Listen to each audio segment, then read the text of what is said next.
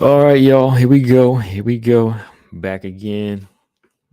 It is a Monday evening, Monday night now. We're back in the house. Hope everybody's enjoying their first day of the work week or did. Let's see what we got. So, Zaman in the building. What's going on, man? All right, got about 10 of y'all in here, so we can get to talking. Y'all know why I'm here. I really just got one topic tonight. And it's because I'm saving the rest for later this week. We got fights coming up, and I'm gonna talk about them fights later on, maybe tomorrow or something. But this topic I just wanted to go into because it's a big one. We all are wondering what is going on with the flyweight division right now. It's all quiet on the WMMA front, according to Valentina. That is right, according to Valentina. Because I was looking at this article. I know most of y'all seen it on MMA News. This was an article that was it was basically taken from the UFC website, and that's what I want to kind of go through in this one, man. I'm gonna go in through this article here, and we're going to just kind of talk about what's going on right now because Valentina, she's basically saying that she's ready to go. She ready to throw them hands, ready to throw whatever. She ready to fight again, but she ain't got nobody that's wanting to, right? That's what she's saying. She's saying, why is nobody calling her out? Why is nobody calling for this belt? She said, why is everybody quiet? You know, she wants to fight. She's gone as far back as to say, she's been ready since September, right? She's gone back as far as to say September. She says she's been ready in December, but still nothing, right? Still nothing. So I'm gonna read through this thing here because I just want to kind of go through the whole situation as far as opponents and what she had to say. And yeah, that's pretty much all I wanted to talk about tonight because I'm getting on a little bit later, but we've always got something to say about what's going on because she's looking at big fights now too, because she wants to defend her belt one more time before taking on one of these super fights. You know, one of these fights that, one of them makes more sense to me. That's the Nunes fight. That one makes more sense to me. Weili, that fight still holds no weight for me. To the casual fan, it does. To the simps of both Bullet and Magnum, it makes sense. But to me, nah, not yet. I still don't want to see that one. But the Nunes fight, get it out the way, right? She's about ready to get that one out the way.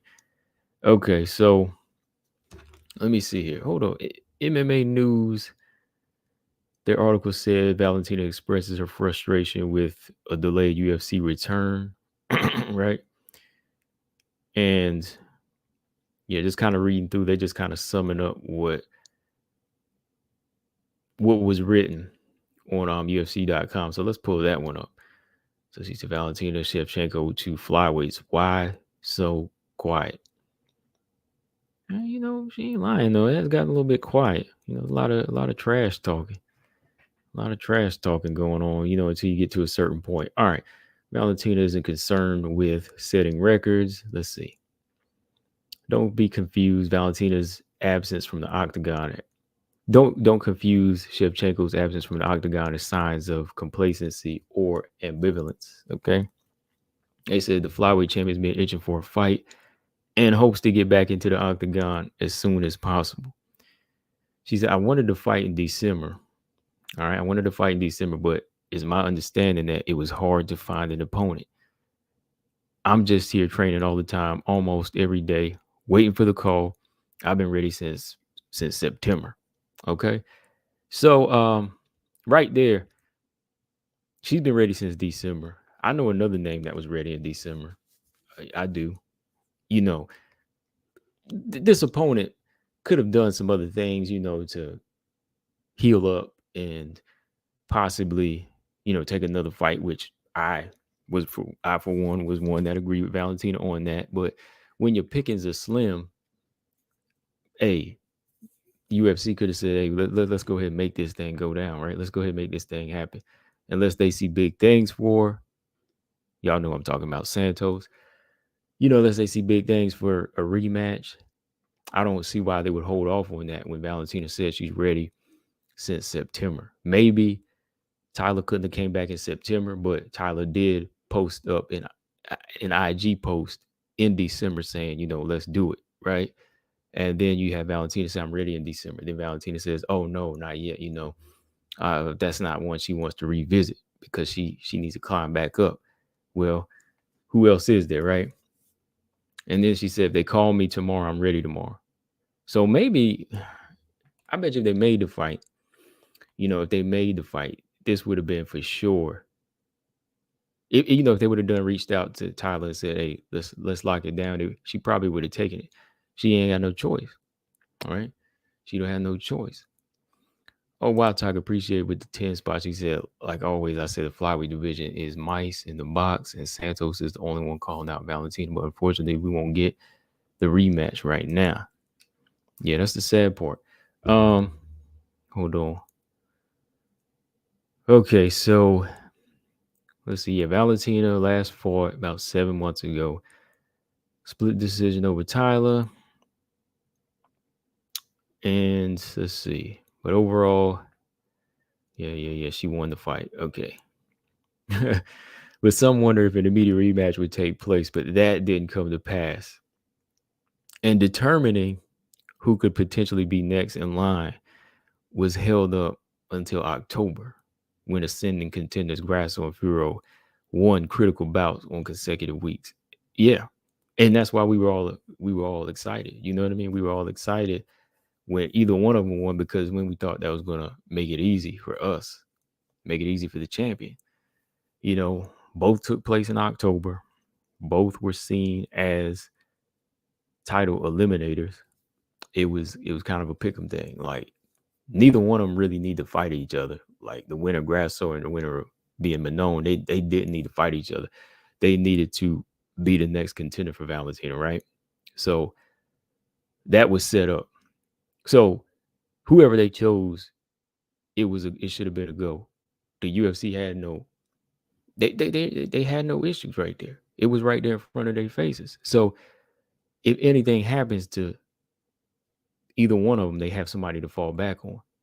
Oop, something happened. Manon ruptures a ligament. She gets surgery and she's out. She was the most logical one, her being the number one, right? With her beating Chikagan, number one contender, fights, right? But surgery happens. So the good thing is that we had 2 fights happen in October, right? We had 2 fights happen in October. Both solid fighters, both on winning streaks. So just in case it's something that happens to one of them, we got a backup.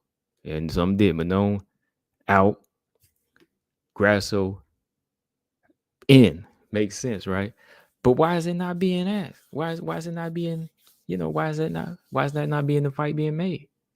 Right? It's just like if it was backwards. If if Grasso got hurt, I wouldn't even mention her.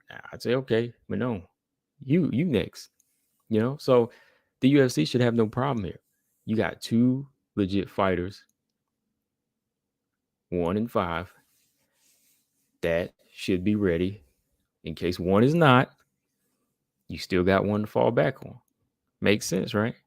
I mean, I guess I just make too much sense. I just make too much sense sometimes. But yeah, okay. All right, yeah. So Grasso out hustles Arujo. Yeah, she does that, which pushes her record to 4-0. She's 4-0. Now, before her and Manon, not many fighters were really going on a win streak. Let's be honest. Not too many fighters were going on a win streak. So when you look this good, it is time to rock. Because even Tyler didn't go on a win streak, like straight out the gate in the UFC. She lost her first fight, lost her debut. But since then, she found her ground. Won 3 in a row, 4 in a row, 4 in a row, 3 in a row. Hold on. I'm just, I'm trying to make sense tonight of this whole thing. 4 in a row. Yeah. So Tyler lost her first fight. Then she goes on a win streak. Okay, yeah. Every other fighter, though, that fought Valentina didn't necessarily go on one. So when you have fighters that are actually going on beautiful win streaks like this, it's time to work, man. Like, Chikagan didn't know. She lost to Jessica I in between, then won a fight, then fought the champion, and Andrade was coming straight up and she fought Chikagan and beat her. She only fought one fight to transition to flyweight. And Lauren Murphy was like the only one out of that crew before Tyler and them actually went on the win streak, like 5 fights. She went on like 5 fights or something like that, So to me, it's like the opportunity is here for, we focused on Grasso now because she's the one with it. So yeah, Grasso is the one that is the most logical answer. You out hustle Arujo. Valentina's impressed with your performance. She's impressed with your performance. So, it was a main event. The UFC's looking at it. So why not? Right. So Valentina says this as well. Hold on. She says, I want to fight frequently, but I realize this is a problem for the UFC to find opponents in order for me to fight frequently. Yeah, like they said, yeah, she used to fight 2 times a year. Fight 2 times a year. Up until last year, it was just once. My understanding is that everyone would love to fight for a title. So what's happening with you girls? Why so quiet? I mean, the way she says that is just kind of funny, man, because there is some truth to it. It's like, man, the energy is so different when you're at the bottom. Everybody wants to be champion. But as, the walls close in and the path gets more and more narrow, and there's more responsibility, more risks, more chances of stock falling, and more chances of getting beat down or hurt. Whew, that's one of those things, man. You really start to see who really, really is ready, right? You really, really start to see who's ready. Okay, of course. So that comment just stood out. I think it's that Yoshi's egg. Hold on. He said, it's the 30th anniversary of the UFC, 10th anniversary of the women being in the UFC. I hope the UFC gives us epic bouts and cards this year, and the big UFC 300 is next year. Yes, sir. That's all I can hope for too, man. Give us what we want. Well, for the most part, compared to boxing in the last 2-3 years, they've been giving us good stuff. I can't complain. I mean, it's just most recently, everybody's starting to kind of, you always gonna have some little things going on like this, though. Like, it's not worth getting an ulcer over, but we always gonna have some. Nothing in life is perfect, nothing in life is perfect. But yeah, for the most part, UFC's been pleasing when it comes to making fights. 30 years ago, yeah, I remember my dad, he was in the UFC, he was watching, and I wasn't into it then. I wasn't into it. I love boxing. Always. That was back when it was on VHS tapes. Yeah, and that was back whenever everybody was coming in street clothes, right? that was when people were coming in as, not necessarily like street clothes, but they were coming in their gis and windbreakers and tank tops, right? So yeah, I wasn't really feeling it back then. But as the years went on, man, like I just started learning to love it. And like I said, it was pretty much not even seeing women in UFC, but seeing the women like in other organizations and like other local cage fightings arenas. It made it more interesting to me. Robot Chicken said combo, yo, what's up, man? Appreciate it, Tiger, with a 5 spot. She said the only heel personalities and characters I respect in the fight game is Pena and Ronda Rousey. Pretty much, I mean, You know, I ain't gonna lie. Macy Barber entertains me. Macy Barber entertains me though when it comes down to her heel antics. I don't know what Eileen Perez is doing. It's just funny. Eileen Perez is just funny. But yeah, I definitely like Pena. Never really was like a big Ronda fan, but I could watch. And that's all that matters, right? Like she shouldn't care who likes or dislikes us as long as they buying your pay-per-views and watching, right? That's what it comes down with to for me. I'm like, yo, fighters shouldn't care what I say about them as long as I'm paying to see you and I like the fight game. It's not about anything being personal. It's just about me watching, right? GP said Perez the twerker. Yeah, that's what I'm saying. Like, I don't know what she's doing. I don't know if it's heel. Can we call her a heel? Or though. Anyways, let's get back on this. All right. So my understanding is that everyone would love to fight for a title. Mojo, what's up, man? So what's happening with you girls? Why so quiet? All right. So when she was informed that Fiorot underwent knee surgery following her victory at the end of October, the champion who dealt with knee issues of her own a couple years ago wished the French contender a full and healthy return to action later this year, and then turned her focus to Grasso. If she can't fight, referring to Manon, then Alexa, let's go. It's time. Notice how she emphasized it. They said she emphatically said it's time. And let's see, what else? I'm gonna stop there for a minute because yeah, it's time. It's time, man. I mean, like I'm saying, I'm trying to make sense of this. Going back to October, you had two fighters win in their own bouts against top level fighters. Grasso stepped it up. That was her biggest test against Arujo. Chikagan was Manon's test.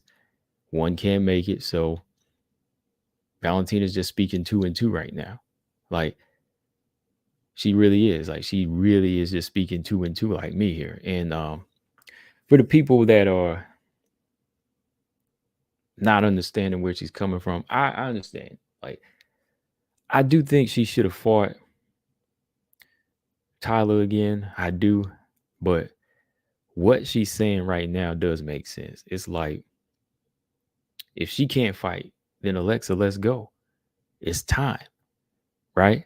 She's just wanting to fight the next contender. Really, like I can't blame her on that. Like I really can't. Like when she knows that fights were fought, fighters moved up in rankings, you know, she's just trying to make sense of it. Like, okay, I just beat Tyler Santos. All right. Now I'm trying to look at it in her perspective.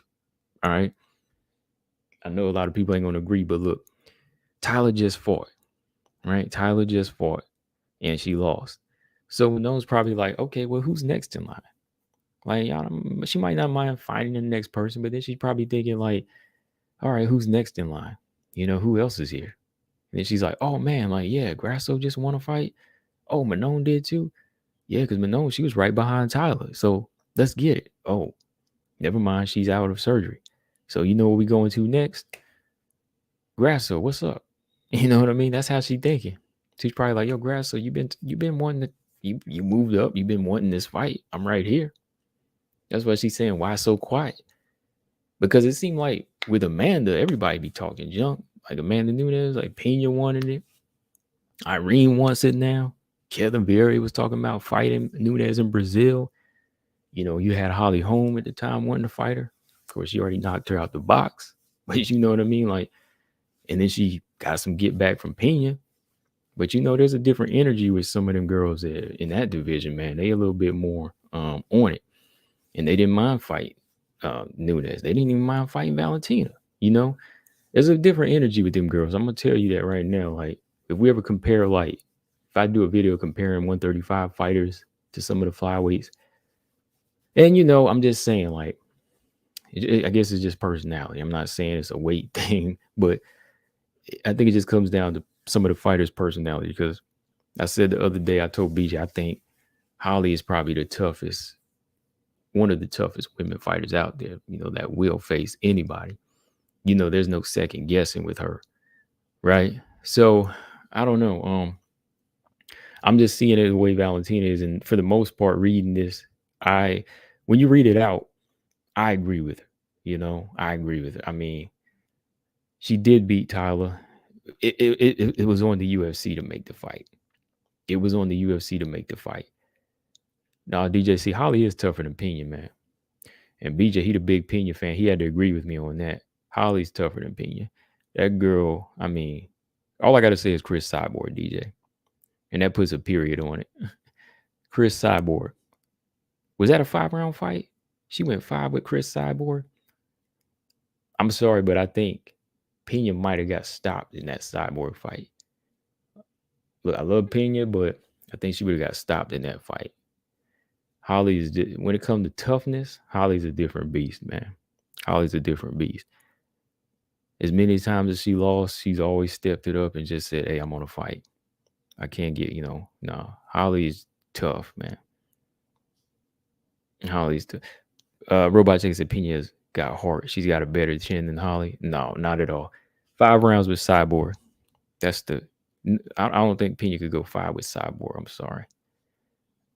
No, Holly's got the best chin. Holly got the best chin. I mean, anybody would get knocked out with a head kick from Amanda, but like Holly went 5 with Cyborg. That's all I got to say. That was in Cyborg's heyday where she was more so letting loose. Okay? No, Holly's got a better chin. Amanda Nunes dropped her. How many times in that fight? 5 times. Yeah, she stood. She was there. She was there, but she did get put down 5 times in the fight. Yeah. She made it to the end. But still, now I gotta go with Holly as a tough one in that. Definitely. Okay. So, Lolita, you think Valentina's too picky? I don't know, man. Like, I can't really say she's too picky because she's been doing this for so long. Like, she has been fighting everybody, like she's been doing what she was supposed to do. She was beating everybody, beating all the contenders. But now it's like she's just kind of waiting and she's kind of wondering what's going on, right? When you do have like at least 2 or 3 fighters to fight, you kind of wondering like, why is everybody, kind of quiet now? Like, especially when you go on win streaks, like, why is the energy changing? Why are fighters saying they want more experience now? Like, why do they want one more fight when they're already here? So she's just trying to make sense of that. She's just kind of looking like, yo, I thought this is what y'all wanted. Whether you really, whether the fans really believe or pick you or not, it's all on you. I mean, like, the chance that Tyler took the first time around is how it's done. That's what I was expecting from everybody. Everybody that was coming up. I was expecting everybody to take that chance the same way.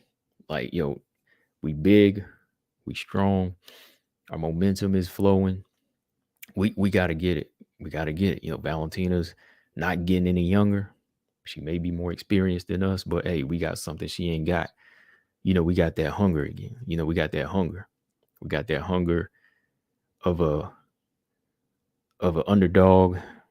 We got that hunger of a fighter that, really wants to take over. So much going for. Aunt Lolita said Val is complaining and there was an available opponent. Val declined that challenge. Well, but there was 2 things said. It was her, she declined it, but in the same breath, in the same interview, she said it's up to the UFC. She'll fight whoever they give her. You know what I mean? Like I said, Lolita, like, go back and look at that Schmo interview. In the same breath, she mentions it that it's up to the UFC. So I believe if the UFC gave her the fight, she would take it. Right? If the UFC gave her the fight, she would take it. Maybe, like I said, as a champ, they have a little say so, right? But she said herself, it's up to the UFC. So, and if there's anyone to blame, it's the UFC, right? It's the matchmakers here. Because to me, if I was a matchmaker and nobody else was calling for it, personally, I would have went on and made Grasso do it. Yeah, for sure. And then I would have put Tyler in. I would have had Tyler fight Caitlin Chikagan or somebody, but I would have had her a fight by now. I don't know what the holdup is though. Like on Grasso's end and so on. Like I don't get it. I really don't. Because before October, when fights were announced, everything was such a go. It was get up and get it, get up and go. Let's go. But now, New Year is here. This is like the first time I think we had this long where we could decide who was next, right? Because even like back in 2021, as soon as Jessica Andrade put that butcher knife to Caitlin Chikagan's body in the first round, we already knew what was next. We knew what was next. Did we not? We knew what was next. We knew what was freaking next, man. We knew that Andrade was taking on Valentina next, okay? On the sideline, you had Lauren Murphy scraping her way up to the top. Won like, 4 in a row, 5 in a row. So when Andrade doesn't make it out, again, we know who's next, right? We know who's next. It's Lauren Murphy in September. Boom, right? And when Santos climbs the top, and who was that said Santos beat no two top 10 fighters? I had to do my research. I know she did. I was like, wait a minute. In the meantime, Tyler Santos is climbing up, and she beats Jillian, Molly McCann. Then she beats 2 top 10 fighters, Roxy and JoJo. And then pretty much we're like, should she fight one more fight? I don't know. Maybe. I don't know. Maybe. But yeah, nope. She's going to be next. So we knew who was next up to that point. And that's kind of where, okay, no, we going to keep it going. While she fights in June. Later, that's when we get Grasso and Manon in their fights. And they both win. And then we're supposed to be like, uh-oh, we know what's next. We know what's next. It's going to be one of these two. Ruptured ligament, Manon's out. So we still had another one, right? We still got another fighter. Then we supposed to be like, uh-oh. We know who's next, Grasso. And we didn't hear anything else. We haven't heard anything else, right? So it's like, I don't know. Maybe it's the UFC holding it back, like I said, but I think that it is more their doing than hers, because I think if they made the Tyler fight, they would, because they are running low here. They are running low because she wants to defend her belt one more time, at least one more time. So it seems like they would try to get something in line, but instead, they put Tyler in there with Aaron Blanchfield, and they bring Ebos up to fight Arujo. So it seems like they're trying to line up some, fresh contenders, fighters they know are going to go ahead and get it. But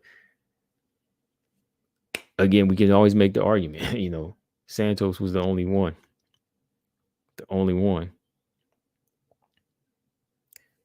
What else here? Let's see. Okay.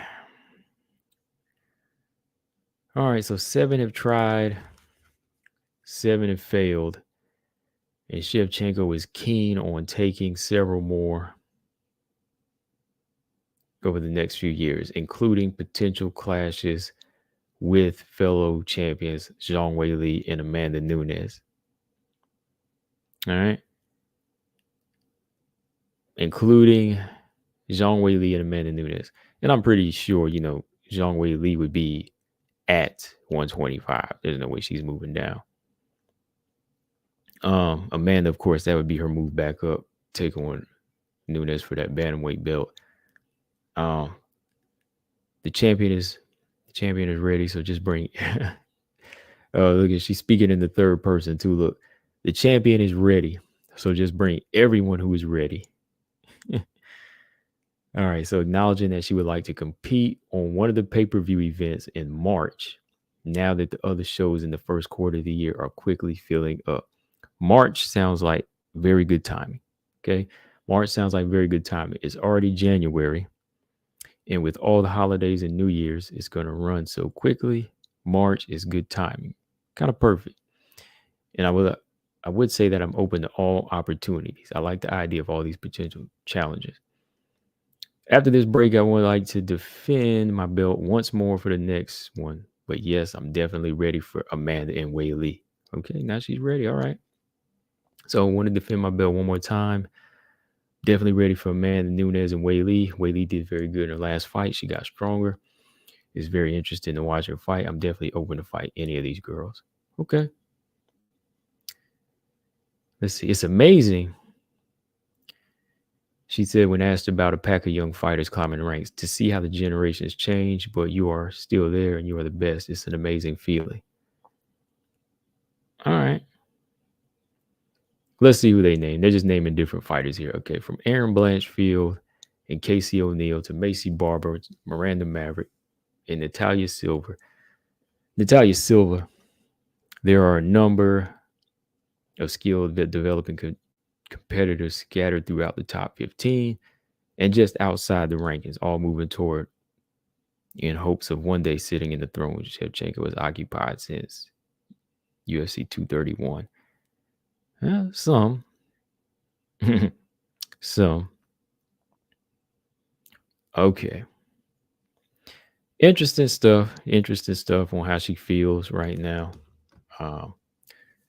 There are a few choices, but yeah, it's like she said, March is coming up. Now's the time. Now's the time to go ahead and make something happen. I couldn't agree more with her, man. Make sure you hit the like button too. I couldn't agree more with her at this point because, she's somebody that likes to fight more than once a year, and there's other things that she wants to accomplish. There's things she wants to accomplish, and she's probably feeling like these girls should be feeling the same way I did. They should be feeling the same way whenever the UFC calls you, or if you win a title eliminator, you should be, calling for it the same way I did. Hang on. Right? That's pretty much, I think, how she's feeling. That's why she's saying, why is everybody quiet? Because, when she came up, she was vocal about it. When she went to fight Amanda, she was vocal about it. When she fought for the inaugural title for Flyweight, she was vocal about it. First off, when she wanted to fight Nico, she was ready. She was about it. So I guess she just wanted the fighters to carry that same energy. Carry that same energy, man, on the way up. Like even me, even if you do get hurt, just say, okay, you know what? Hey, keep that spot warm because I'm still coming back. Nobody can fight injuries. Getting an injury is not an excuse, of course, but keeping that energy is how you secure his place too, and how you get taken seriously. So I see where she's coming from, and I can't really say, man, I can't really say Lolita, I can't really say she's being picky. There's choices there. There was a choice, Santos, but there's a big obvious choice right now, and that's Grasso to me. Oh, appreciate it, Wild Tiger, with a 20 spot. Tiger, got love for you. Salute to Wild Tiger. Taking the chain off the Tiger. Let's see what she had to say. She said, hopefully Grasso doesn't freeze up like how Amanda froze up. Once she went against Nunes, Megan Anderson was scared that baby turned into a deer that was struck by the headlights. I remember DC, man, like we almost said it in like unison that night, like when DC said like she's standing still, and I was like, oh, she's standing still, you know, because like she got hit by a jab, I believe, and I was like, oh, she's standing still, and DC said it too. I was like, she did because she froze up. She froze up. You know, I was just funny when we both said that because we were like, oh, you know, it was like we seeing the same thing here, like it's like a deer in the headlights, like she's really, really freezing up, almost like whenever she kind of like when Lauren fought Valentina, you know, like when she fought Valentina. Yeah. Yeah. So it's a talented division, definitely, man. We got a lot of good fighters in here. We definitely do. Let me see. Claus said Grasso and Manon should be moved out of the top 10 if they're not ready to fight for whatever their reason. Only if they refuse a fight, Claude. I mean, I'm not going to say they need to be moved out the division. I mean, they just need to be put in there. That's what it comes down to. I mean, I'm not going to pull anybody. You can't pull people out just because, well, for one, again, Manon is out because of her surgery. But Grasso is right here. Like, if Grasso don't take the fight, of course, yeah, you need to be removed. But they haven't even, like, I don't even think they put it on the line for them yet. Like, yo, do you want the fight? Have they even made her the offer? You know, you need to put that offer in line and say, yo, let's do this. Grasso, you next. You know, you number 5. Juliana Pena fought Nunes when she was number 7. You know, you won a 4-fight win streak. Let's do it. Of course, then that's when you make somebody vacate their spot. But I think they'll still make the fight, though. To be said, when no one never called out Rose, why does everyone keep saying that? Go watch my video, 2Bs. It's like I said, look, when you mention, and this is, look, I can teach fighters how to be, I could be a publicist, 2Bs. Listen, do not mention other fighters' names. Watch what you say is basically my point in my video when I did on that. Whether or not she called her out, it was not a good idea to mention Rose's name at that time. You know why? Because you got much better fighters in your division, much bigger challenges in your division, and people are going to take it the wrong way. Whether you meant it in a different way, see, my mind can open up. Like, I can open up to certain things, but the minute you mention the wrong name, people are going to lynch you. You know, the lynch mob comes out to be. So as a publicist, you do have to say, yo, don't talk about this. Don't mention this, you know, do not mention this and that because people will go crazy, right? Same thing like when you look at some things Clarissa Shields says, like, she shouldn't be talking to Amanda Nunes. Like, you still on the come up. Don't even mention her name. It rubs people the wrong way. They want to see you do other things that are more logical. And yeah. Close, I mean, to pull them out of top 10 on a disability type of scenario. Grasso ain't on no disability. She's staying right there. She need to take that fight. Disability. You only get taken out of disability after a year or 2 off. You ain't getting no exemption. You better take that fight. You got to take that fight. That's how I see it. Right. I'm just scanning this article real quick. Okay. So it was good that I had this quiet time. Quiet moments where I'm not training for a fight. Yeah, I know she out there riding horses right now. When you're in training camp, it's different. There is no time to add new techniques. It's more shaping what you've had already. But this time, I've been able to add more techniques to my arsenal. See? That's a danger. That's a danger right there. This girl over here adds more, and you know she's more so seasoned. Excuse me. Yeah, she out here riding horses and everything, but yeah, she said, look, when you're in training, it's different. There's no time to add techniques. It's more shaping than what you have already. But this time I've been able to add more techniques to my arsenal. Woo! So Tyler better be doing the same thing. Tyler better be doing the same thing.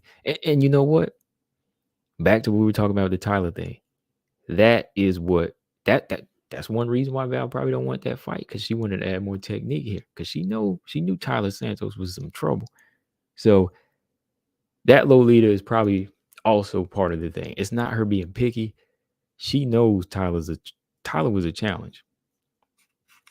All right. So as we read, you'll see things. You'll be able to open up and kind of decipher certain things in here. So Lolita, it's not about her just being plain out picky. She knows that Tyler is a challenge. So now she add more to her arsenal. She add more techniques, because you know why? Tyler's a challenge. Big freaking challenge. Alexa Grasso could be, could not be, could be though, but she might not be if she's in here working on these new things, the add more to her arsenal. And that's a dangerous thing, man. That's what I'm saying. Like, it's time to get it now. Don't let somebody like Valentina sit. Like, she won't stale. Valentina won't go stale.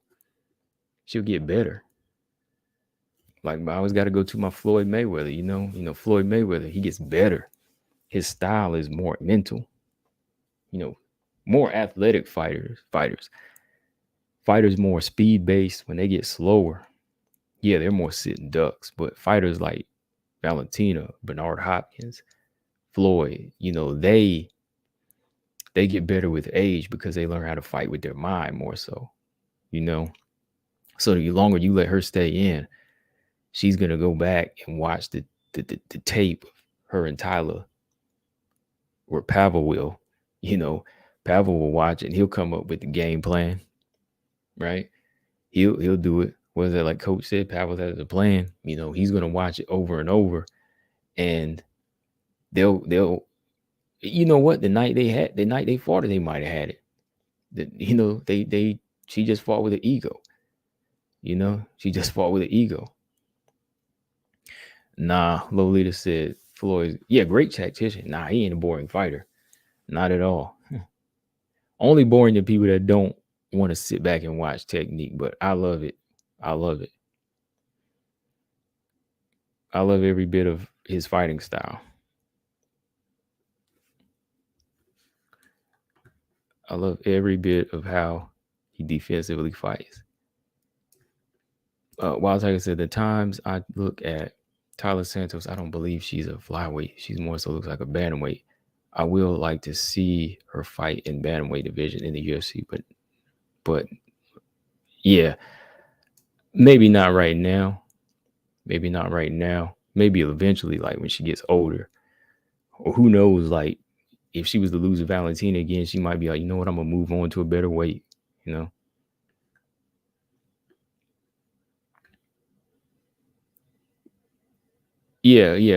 Floyd's fascinating how, the right hand could catch punches, how the forearm across the body could block the body, the shoulder could deflect the punches. All around, just great. Yeah, great to watch. And I'm saying, yeah, like ladies, I mean, everybody has their thing. I'm just saying, for me, somebody that likes to sit back and call fights, I love it.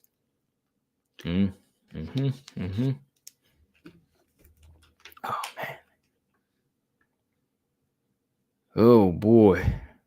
I really don't know, y'all. I don't know what's going on with this situation here. I mean, look, the logical thing is Santos should have been that girl, right? In December. If she wanted to fight right away in December, right? Logically, that should have been it, right? Because she was ready as early as September. That should have been the one they just gave her. But no, they didn't go that route. So the next one will be Grasso, and should be Grasso, and only Grasso at this point. Blanchfield, she could be She could be a ball of fire. She could be a thorn in the side of Santos. We don't know, right?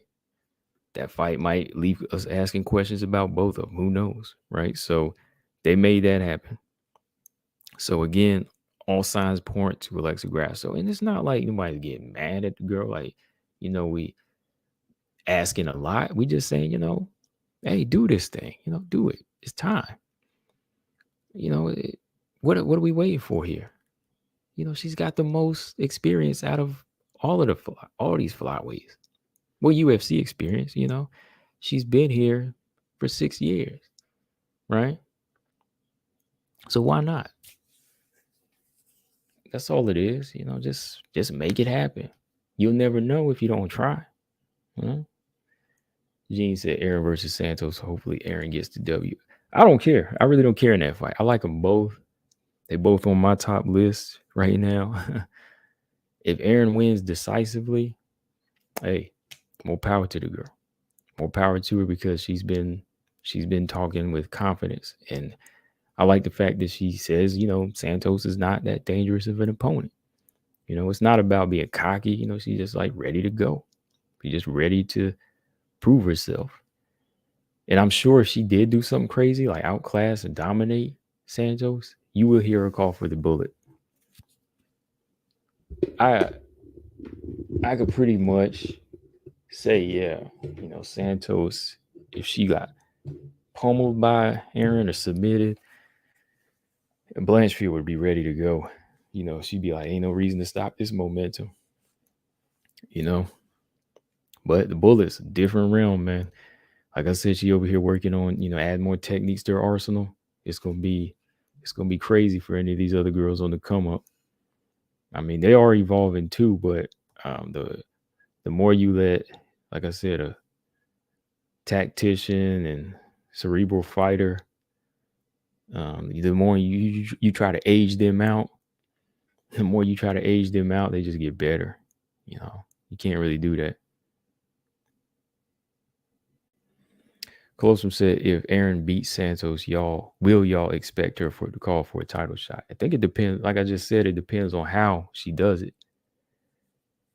Like I said, it depends on how she does it. Like if she dominates or she submits her, she'll probably call for a title shot. But if she doesn't, she'll probably call for another fight.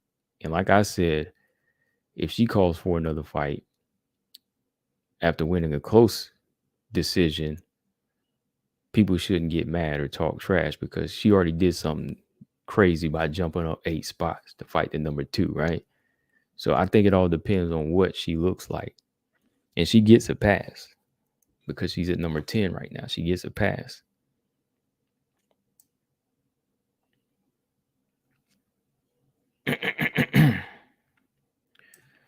Jane said Weili probably take the W with Lamos. That's going to be a good fight. That's a good fight. That is the one to watch. Six said when Valentina is gone, then the women's flyweight division will be more exciting matches. Than ever. That's just my opinion. No. You're thinking with some logic there, Six. It's true.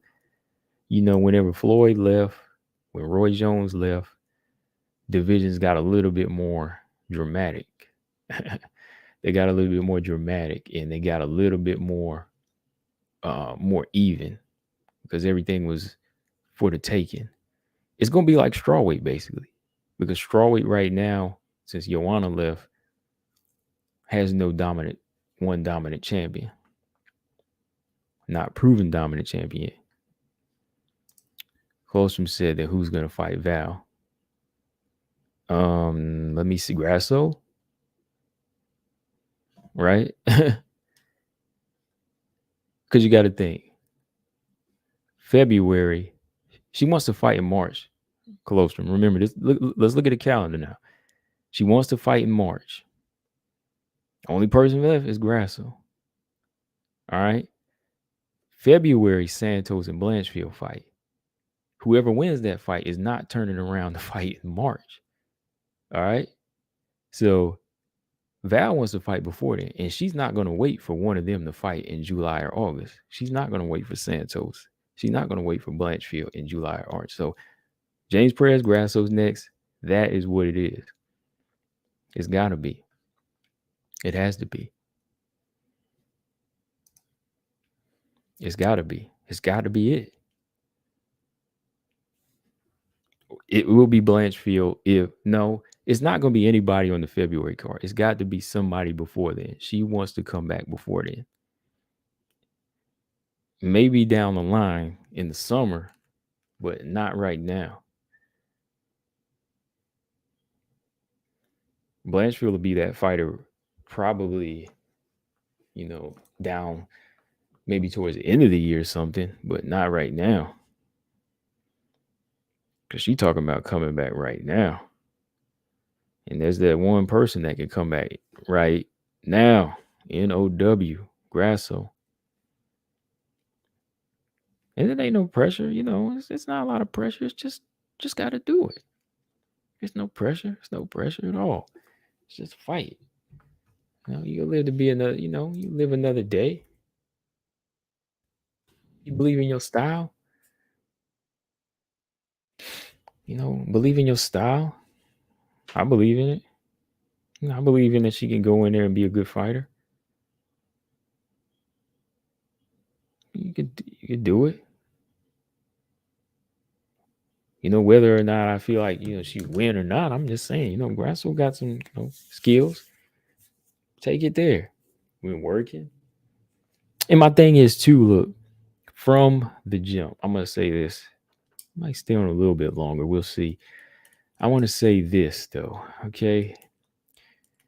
For these fighters that just came into the UFC or just came into the flyweight division, you knew who the champion was. So from the jump, you knew what to prepare for or what to expect. So from day one, you always have to make sure that what you're doing is going to lead to some type of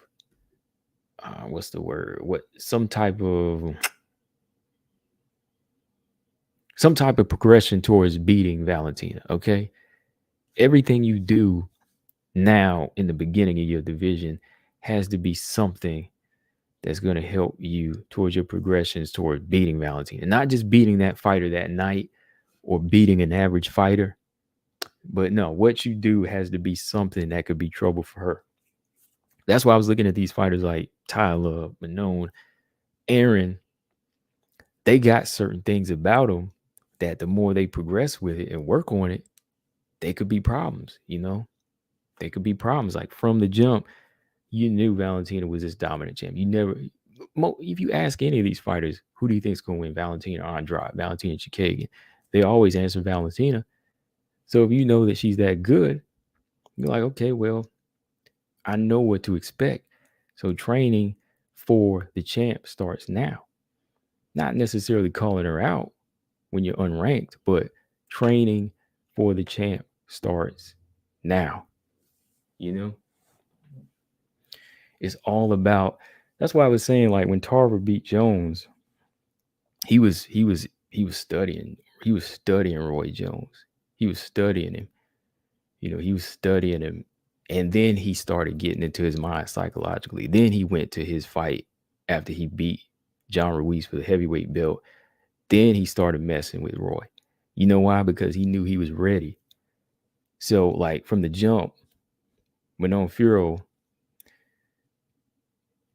who else? Even Aaron, let's say Aaron, let's take these fighters for example. Before you start calling her hype train or anything or saying, oh, my striking is better, you need to be working from ground zero as soon as, well, when you were in, whatever organization you were in, and you were coming to the UFC and you seen how dominant she is, and she's still a champion when you get there, you need to be preparing for her. You need to be preparing. What is my best skills? What are my best attributes? What are my best things I got about me? Well, I'm bigger. I'm possibly stronger. You know, I'm a little bit younger than her. So that's what we're going to perfect. You know, we're going to perfect our wrestling. We're going to perfect our clinch game.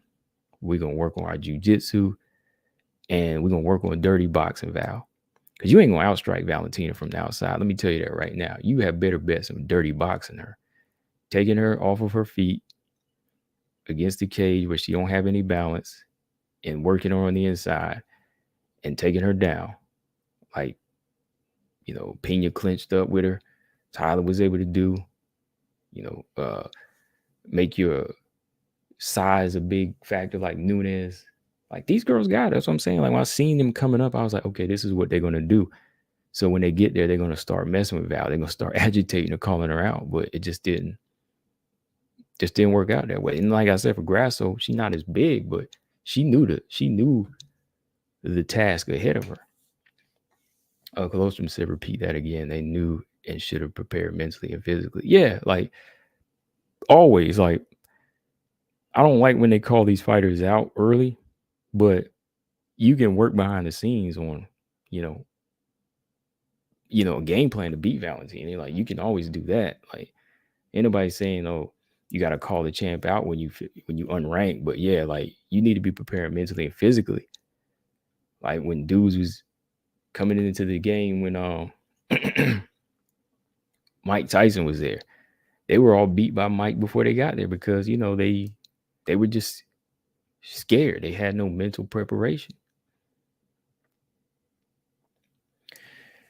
Yeah, you can't make it to the top when you can't make it to the top, then start backtracking. Not at all, man. Like, you know, the fall is hard because it's like you climbing a mountain. You're gonna keep holding on, like right before you get to the top, your arm's gonna get tired. Like you get to the top. You know, if you get knocked down, oh well. You might go rolling and hit a tree or something, but you'll recover. Nah, you know what I mean? Like you halfway there, almost there. Then your arms get tired. Then you're like, oh, now I got to go back down and catch a rest. No, you got to keep going. Got to keep pulling your behind up to the top.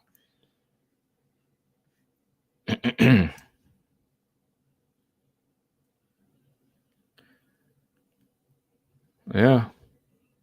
It's crazy, man. It's crazy. 6 at Weili is the women's Conor McGregor when it comes to paydays. Pretty much. Yeah, she's the big one. She's the big money maker. Robot Chicken said, yeah, I like Weili. I don't care who does it. That's the difference. I'm not going to write paragraphs on your opinion. Robot Chicken, what's going on? Marcus Bell, he said, it's true. Leah Letson has been cut from the UFC. Oh. Ooh. Why? Why did they cut her, y'all? Hold on. Why did they cut her? All right. Make sure y'all hit this like button. Yeah, like the 20 likes. I got like 23 people. We're having fun in here. We just talking. So hit that like button. Ernest Richard said, Arrivederci. Zaman said, all I say is that if you see Lamos plus 120 and better, that's value.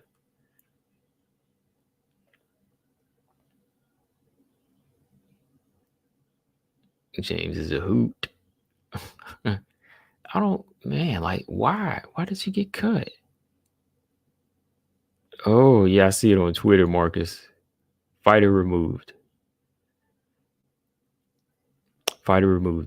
Leah Letson. Mike Jackson also got removed. Wow.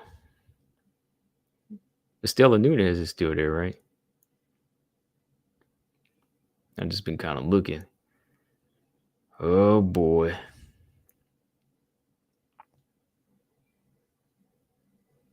Oh, boy. Dang, man, what's the deal, man? Like, she didn't give a chance to get into a groove. Like, what happened? Okay, Leah Letson's IG.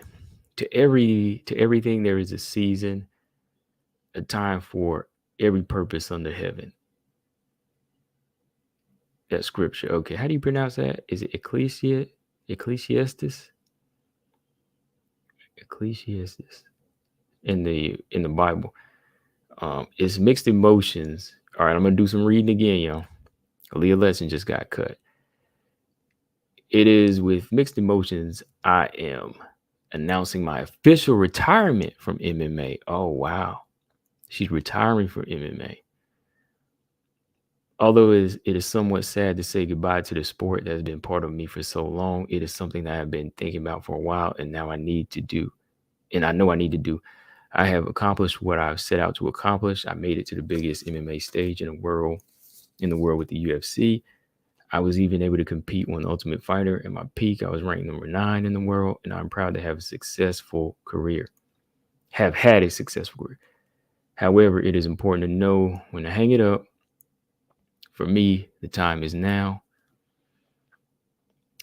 When I first started the sport, I had such a strong passion and love for MMA that I was willing to do whatever it took to be successful. After years of overtraining, undereating, and enduring emotional abuse, I developed such severe health issues, I almost died. It took 3 years of extreme dedication to my doctor's orders and countless medical bills to get my health back on track. I was able to overcome and accomplish not just getting myself to a normal level of healthy again, but I was able to get myself back into a fighting shape and endure an entire fight camp. Okay. It was at that point I knew I was going to get burned out on the sport. I had to prove myself in the world that I could do it. I did. After 3 years of struggling, I stepped into the cage with the former title contender, and I held my own. Though it wasn't the outcome that I hoped for, I was so proud of myself for overcoming the huge mental and physical hurdles and fighting again. Wow.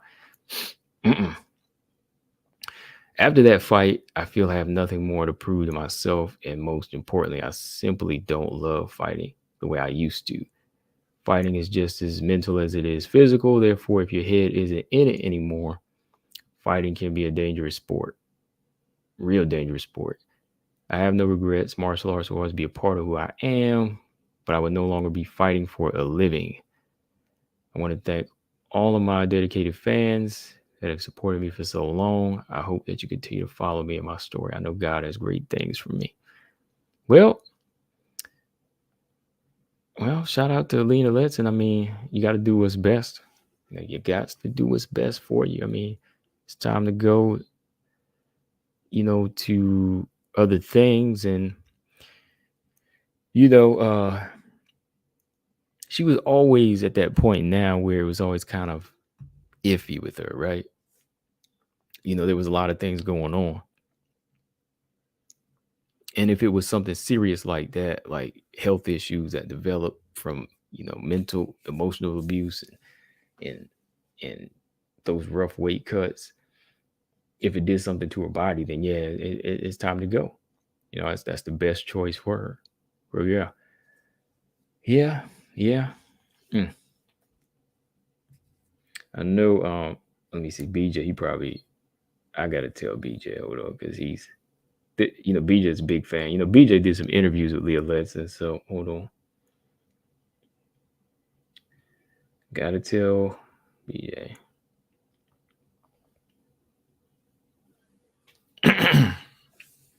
Yeah, Brian said, gotta respect the fighter that knows when to get out. No shame in that. No, not at all.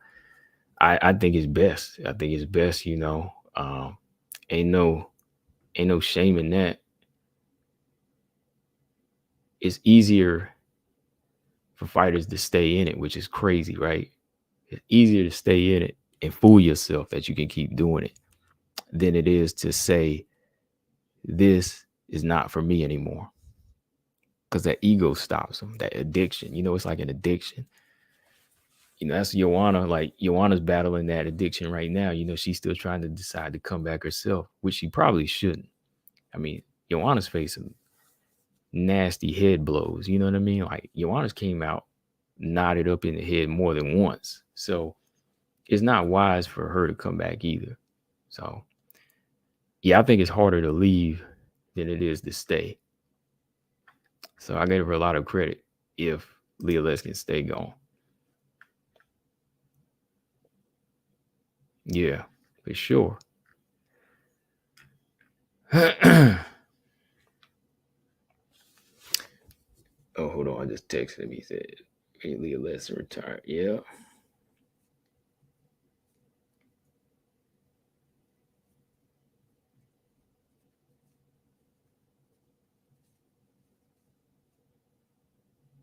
Yeah. Okay.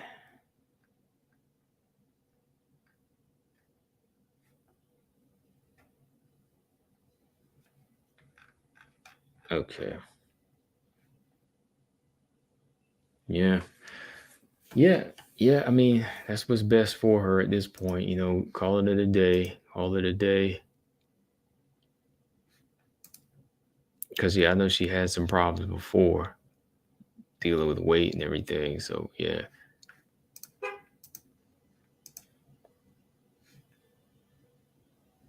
Some of those weight cuts be rough, too. Mm. All right. So, what do y'all think, man? Like,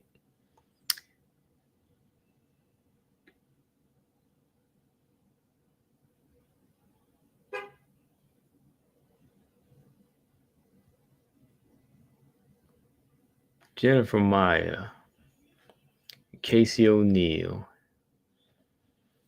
they are really setting up these fights now, ain't they? They really are setting these fights up now where, you know, they're looking to get some fresh contenders in. Now you got Casey O'Neill. If she can get by Jennifer Maya, if Amanda Ebos gets by Viviana Rujo, if Aaron Blanchfield gets by Tyler Santos, well, out of either one of them, there'll be some challenges for the champion.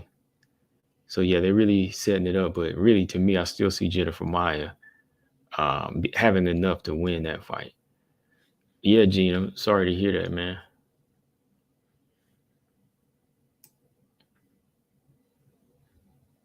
Yeah, man.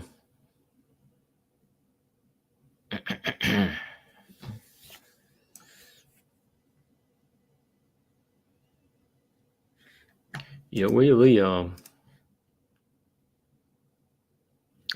I definitely feel like nobody really touches her when it comes to the popularity, though. I mean, Val's got her solidified fan base and how far she's gone, but yeah.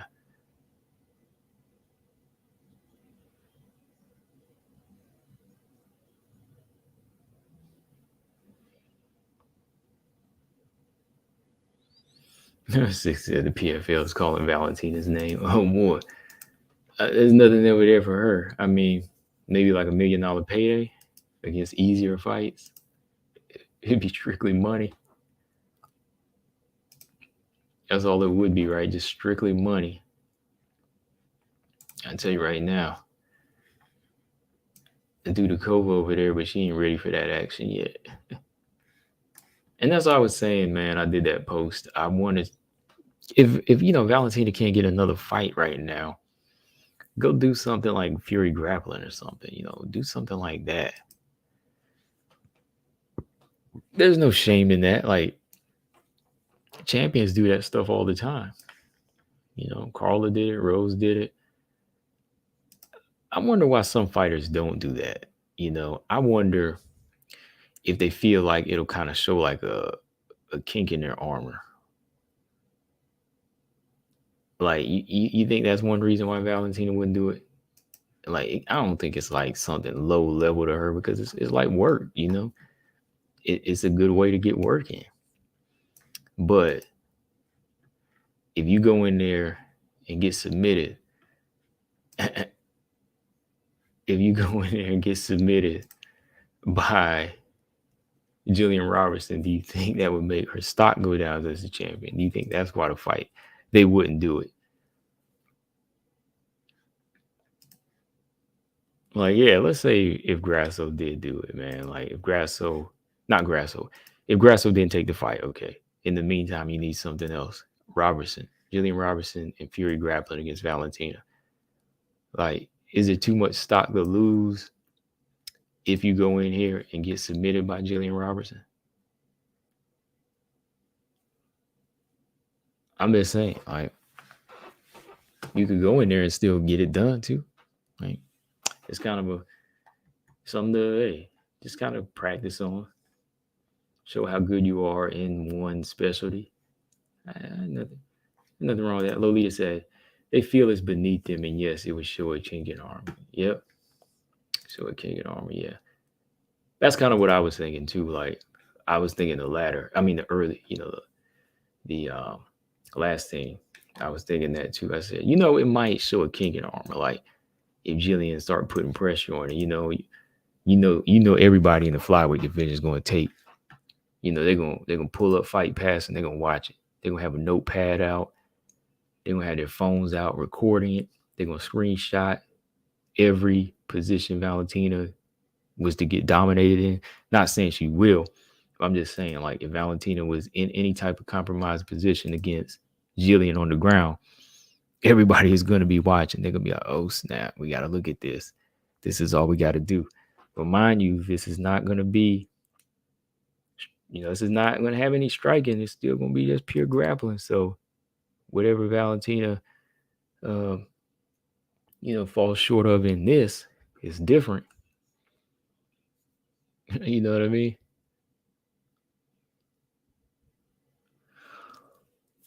Well, Lita said Weili was not born in Uruguay. She is Chinese. Who said she was born in Uruguay? Who's up in here talking crazy? GP said, I wonder how Carla would have done against Danielle since it ended so quickly because of the slam. I read an interview with Danielle said Carla was crazy strong and she wasn't able to do much. I think it probably would have been a little bit more competitive, honestly, GP. That's why I was kind of glad it switched from Rose to Danielle, to Carla. Because I think Carla Esparza, she's a little bit more compact and tight. And Carla's hard to submit. Carla is pretty hard to submit. Unless you got physical strength. Like, even Verna couldn't submit her. So I think it would have been a little bit more competitive had that split, when her eye happened. Had that not happened, it would have been more competitive. Yeah, Carla got stronger. Yeah. James said you expect Tatiana to make easy work of her opponent in February. Easy work. I think the first round might be like a bearing finder for her, her trying to get some of the rust off. But I think eventually Tatiana's strength is going to be too much for Montana. I see it going to decision, though, honestly. I could see Tatiana winning all 3 rounds or maybe 29-28 because, Montana is the more active fighter. She is the more active fighter. So I still give her a bit of a survival chance in this fight. But Tatiana, she's been active outside the cage, as far as her training, trying to improve. Should be a good night of fight for her.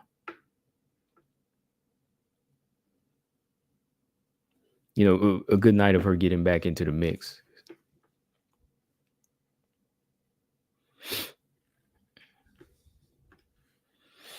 Zaman said, in grappling, Shevchenko is easiest work for Jillian. Wow. Ooh, who believes that? I mean, I wouldn't have posted it if I didn't think it would be competitive.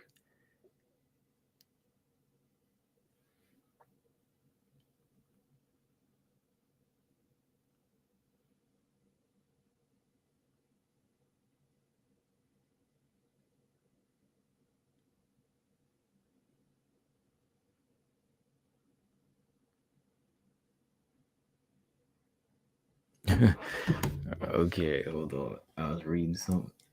Zama said Montana breaks against superior grapplers. Finished. She did. I mean, break against Macy. Like, Macy, was just putting a lot of strength on her, man. So yeah, it's like I can't really pick Montana to win this one like that. I think Tatiana's always had better like stability too.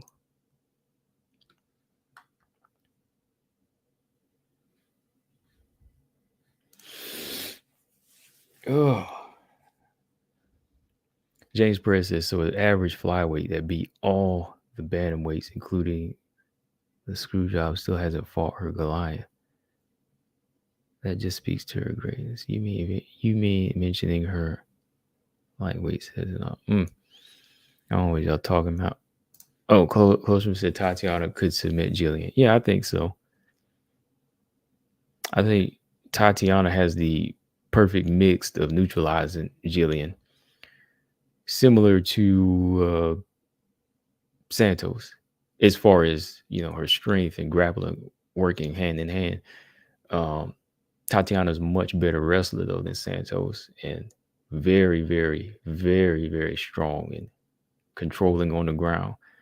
So if Jillian doesn't get her strength up, yeah, Tatiana could easily submit her. Did Cynthia Calvillo submit Jillian Robertson? Hold on. I know it was like early in their career, but I have to check this out. Could Calvillo beat both of them, Montana and Jillian? Oh no, she decisioned her. Never mind.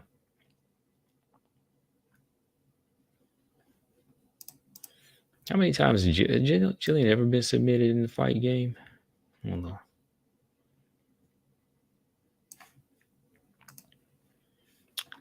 Oh yeah, Myra Buena Silva. Yeah, Myra Buena Silva submitted Jillian Robertson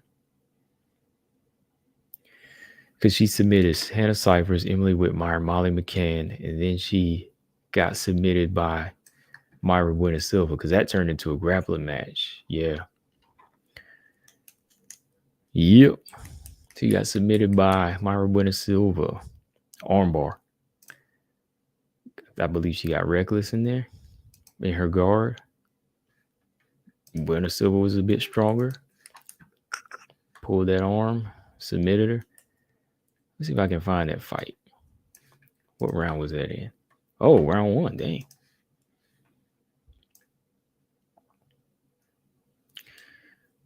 Oh, let's see. Marcus said, I'm making my prediction. I have Tatiana by rear naked choke in the second round against Montana. Dang, he said she coming back full force. Montana's pretty strong. I mean, when it comes to like durability.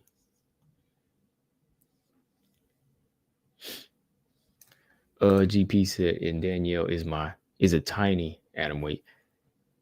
It would have been a good grappling match. They can't even set that matchup ever again since Danielle isn't one now. I know, man. That sucks. Yeah, now that she was one, we ain't never gonna see that. Let me ask you this, GP. How do you think she does at MMA? How do you think Danielle does at MMA though? Just so y'all are aware, I am going to do a fight companion for Stamp Fairtex and Anissa Mexin. Anissa Mexin. I always want to say Anissa Mexican, but it's Anissa Mexin. Because the way it flows off the tongue is like Mexican. You get used to saying Mexican when you put those two syllables together, but it's Mexin, MEKSEN, right? MEKSEN, yeah. Yeah, I am going to do a fight companion for that one Friday, 8 p.m.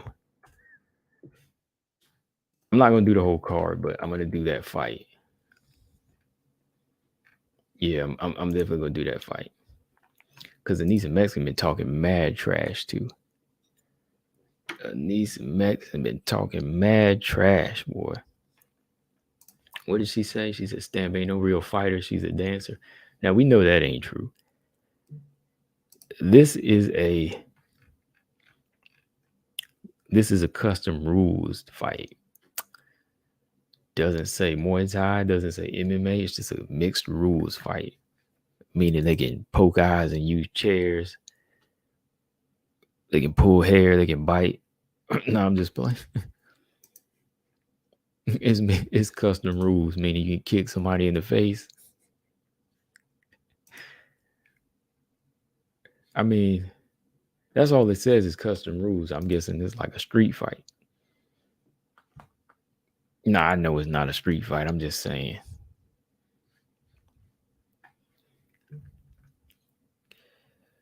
Throw a chair in the cage. GG. Genesis, what's going on? You. Colossus said, who's the next submission artist that just got signed? And who should her debut be against? Who's the new submission artist, girl? Which one?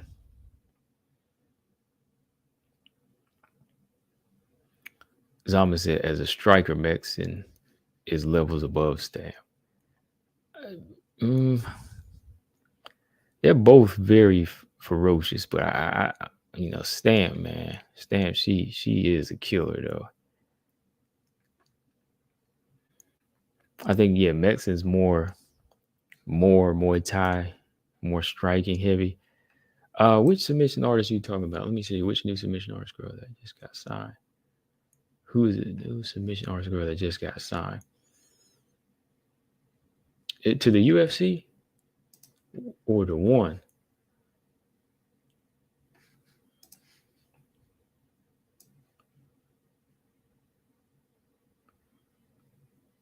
Yeah, let me know about that closer, man. She just got signed? Was it to UFC or ONE FC? Kill said to be the champion, you got to finish the champion. Val couldn't finish Nunes, and again, a very boring fight. Yes, it's going to be interesting.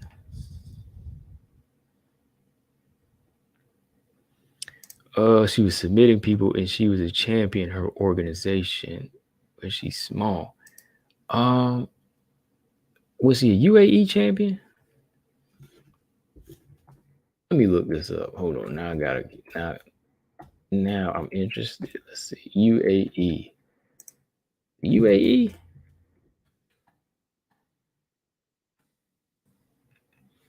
UAE or small, like atomweight small?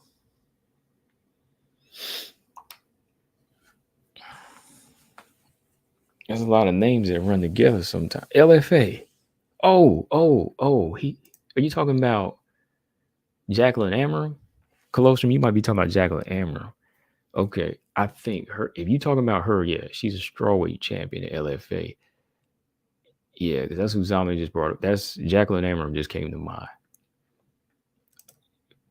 Mexican, right? Is that the one you're talking about? She's Jacqueline Amram. Yeah. She did just get signed too. I think her debut should be against let me see. Yeah, she's 6-0. All right. This might be a little too much, but what if we do it against Yasmin Lucindo? Yasmin Lucindo, she's 0-1. She gave a good effort of herself. And if Jacqueline Amram wants to prove that she's tough, take on this girl. See if you can submit her. Yeah, Jacqueline Amram, that'd be a good fight for her. Jacqueline Amram, Yasmin Lucindo.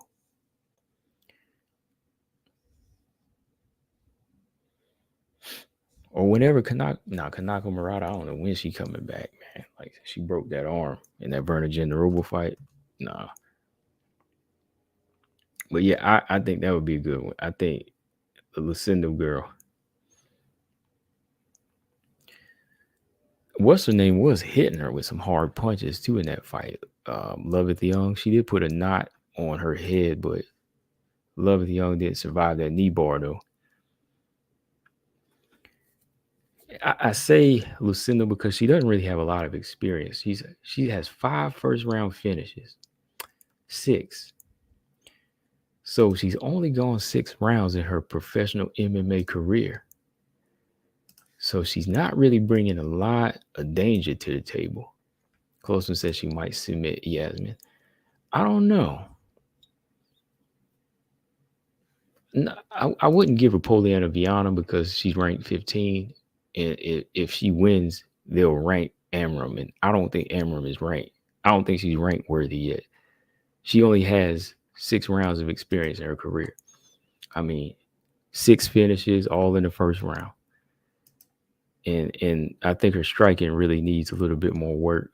So maybe somebody that can give her a couple rounds, she can last a little longer. Get in a few rounds, like shoot, Elise Reed might be able to beat Amram right now. I know she beat that other young Mexican girl coming in from Combate at 7-0. Shoot, Sam Hughes might beat her now too. Probably, yeah. I think Sam Hughes would beat Amram right now. So I just think she needs a little bit. Amram just needs a little bit of some round experience coming in. GP says she's crazy small. She would have put on muscle unless she primarily fought at atomweight. We already seen what happened to the specialist too. Maybe she's secretly training striking. She better be, right? Because I had to go back and look, and I said, you know what? Yeah, this is one thing she has to work on. I didn't want to see her get signed right away, because I think I was talking about that with Ernest Richardson in the chat, because he said they were going to sign her, and I said I hope they don't, and I hope she don't take it. But of course they'll take it when that opportunity comes. They'll take it, boy.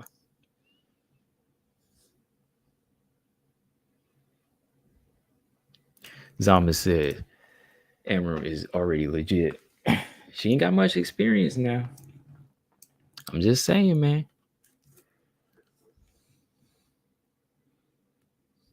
I'm just saying, man. I'm just being. Come on now, like, yeah, give Elise Reed some credit now, man. I mean, I know she did get stopped by Sam Hughes and several other fighters. No, Sarge. OGP said, okay, yeah. You were responding about the Danielle. Okay. Yeah, she is small. And yeah, specialist. She loves the ground, so getting her to work on her feet is going to take time. She's going to have to get her butt kicked a few times, She's going to have to really go into that Tiger Muay Thai or somewhere where they're going to kick her butt until she really learns how to fight on her feet, right?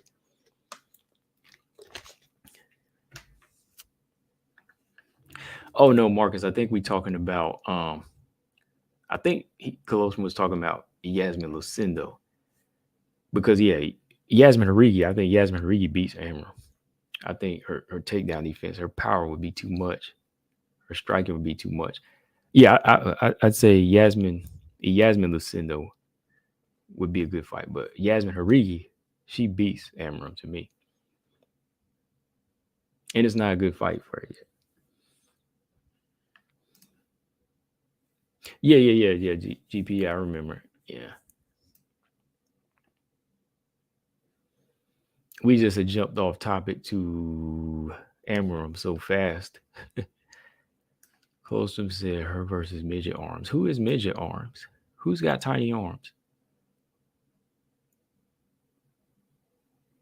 What is her name?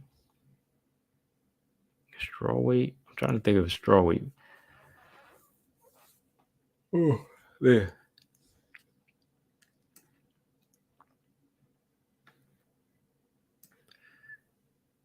Yeah. Yeah, Amram. Oh, Corey McKenna. Zaman put that question mark. You already know, man. Stop asking. But no, man, her jab was good. I mean, girl got a 58-inch reach, and she was out jabbing doggone Cyan Velismus. I didn't see that coming. See, Zaman putting that question mark there, like he don't know, man. You know it's her. Yeah, Corey McKenna, Amram. That would be interesting.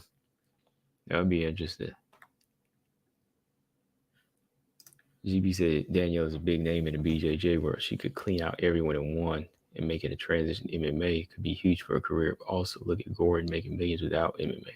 Yeah, Gordon, he making money, man. Like, he's the face of it over there now. Like, and just his character too, man. Like, I was watching his little breakdown on Facebook of, his fight. It's just like, it's, it's funny because it's just like the opposite. of what people expect when somebody's in there, grappling like that. But he's a, hold on, let me pull it up. Dude, what's his name? Ruotolo.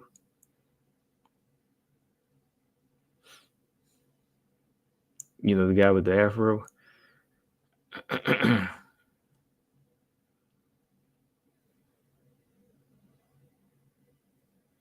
Oh, who I was thinking of, GP. He's popular. The other kid that's the grappler. Not Gordon, but Mikey Musumisi.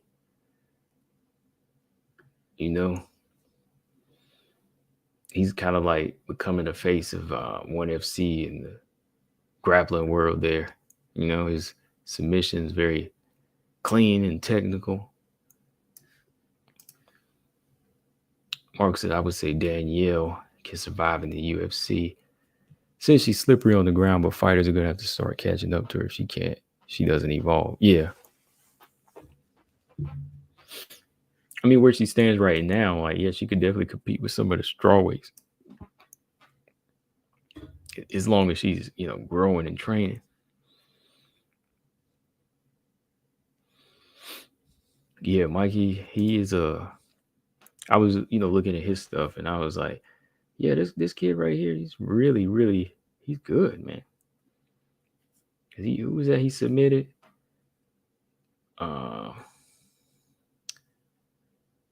Let me pull his name up because I can't say it.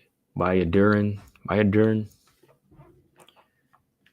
Colostrum said, does Weili versus Lamos make it to the scorecards? I don't think so. I think somebody's getting submitted or knocked out. There's too much power. And there's too much power and too much, what do you call it? Too much power and too much power and just enough recklessness from both fighters. Colostrum, there's just enough recklessness that somebody's going to step into something. And they both take chances. Like sometimes Lamos will swing a home run punch. Sometimes Weili will come brawl mode with her hands down. So somebody's either getting knocked out or submitted in that fight. It's going to be set up technically there too, I think. Like somebody's going to figure the other out and they're going to set a trap, whether it be on the ground. Like let's say Weili gets cocky on the ground and she wants to wrestle.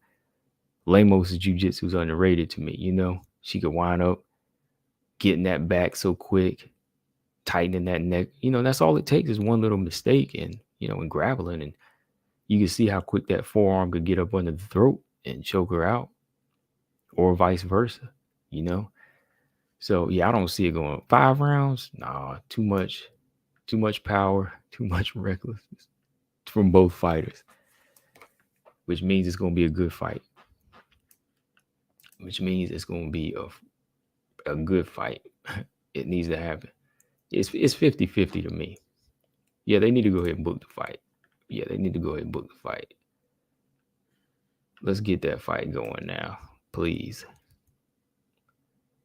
Put it on the same card as Shevchenko Grasso. Whatever card that is, March, April.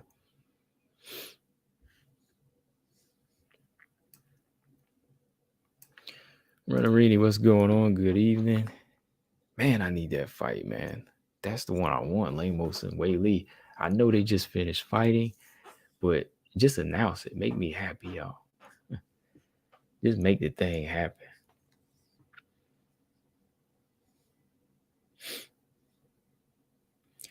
James says, so do you really think the one is scared of Santos? Are you asking me?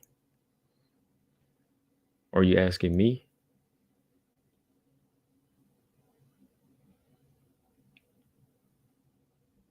Are you asking me, James?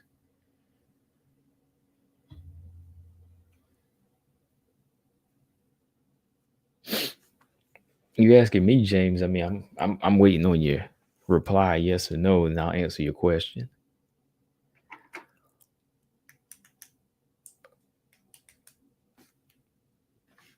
Claw says she's not fighting Bully. Bully, period. She will. She is gonna fight her. She's got no choice. She got no choice. She's gonna do it.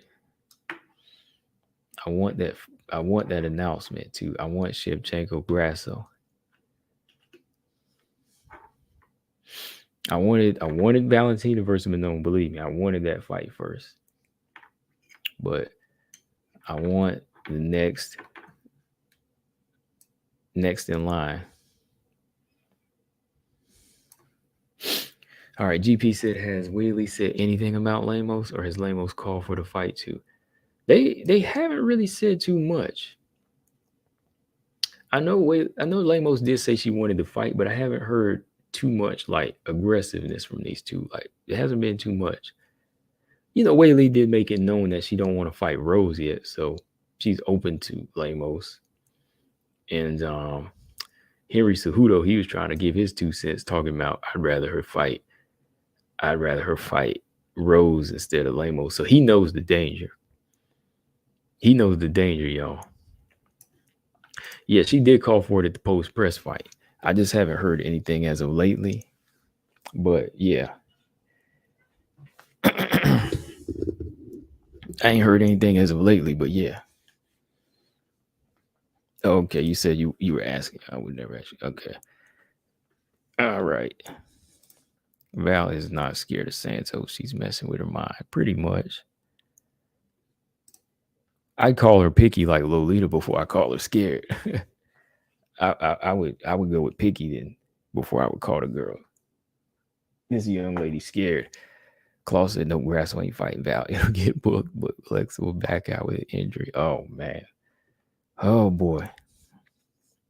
I hope the opposite of what you say is true. Because I am not taking that. Uh-oh, y'all. Look who's in the building. I got Mr. Zhang Weili up in here. Hey, do y'all know who this is? Look, I got Mr. Zhang Weili in here. This guy right here. He don't know me. Well, he likes to come by. Hey, let me introduce y'all to Zhang Weili, Mr. Zhang Weili. This dude right here, he can't stand somebody that actually goes down and just gives a logical opinion. Oops, my glasses. He can't stand logic. See, he said, talk about how you like to underestimate Weili's coaching staff like you did with Carla. See, he said I underestimated.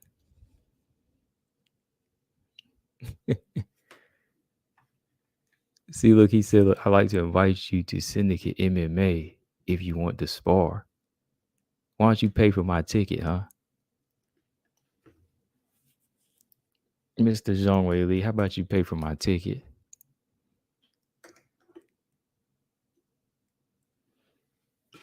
How about that? Because this is the dude who is hung up. He's blinded. He's so blinded by Weili that he does not take any logic. Right? You can't say you can't give any reasonable opinion. Like even with Lamos, how's Lamos going to win James Kendrick? Go ahead and tell me. Like, or no, how's she going to lose? How's she going to lose?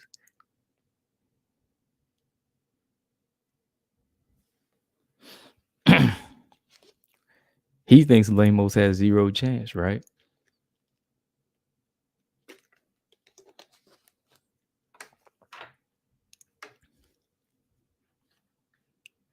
James said Weili still got KO'd by Rose, though. All right.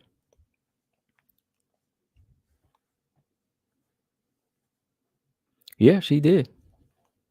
But don't mention that to James here. He won't own up to that.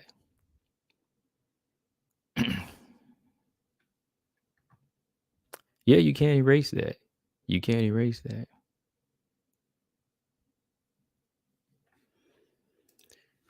He said, I'm not blinded. I watched her train at Syndicate. And she had Josh Hinger and Frank Hickman, 2 world-class coaches. Okay. You watched her? Did you train with her or you just watched?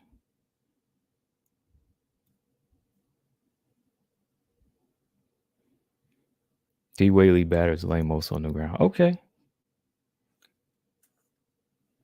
I mean, just honestly, look, I picked Weili to beat Rose. Like, but what did you say about that? Did you give Rose her credit when she lost that fight though?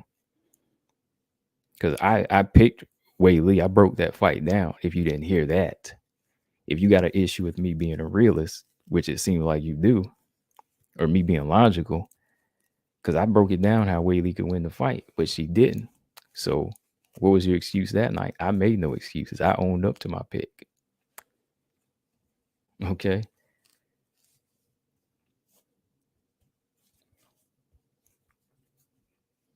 And unlike you, I'm a fan of the fight game, James. So I'm always going to be open to say my opinions and how I feel and how I think about anybody in the fight game. I'm not just a diehard fan of one person. All right, I'm going to put this right here.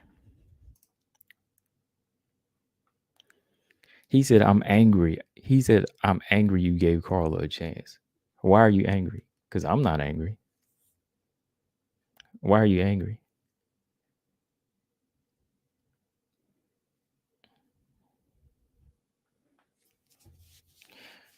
What makes you so angry about another man's opinion?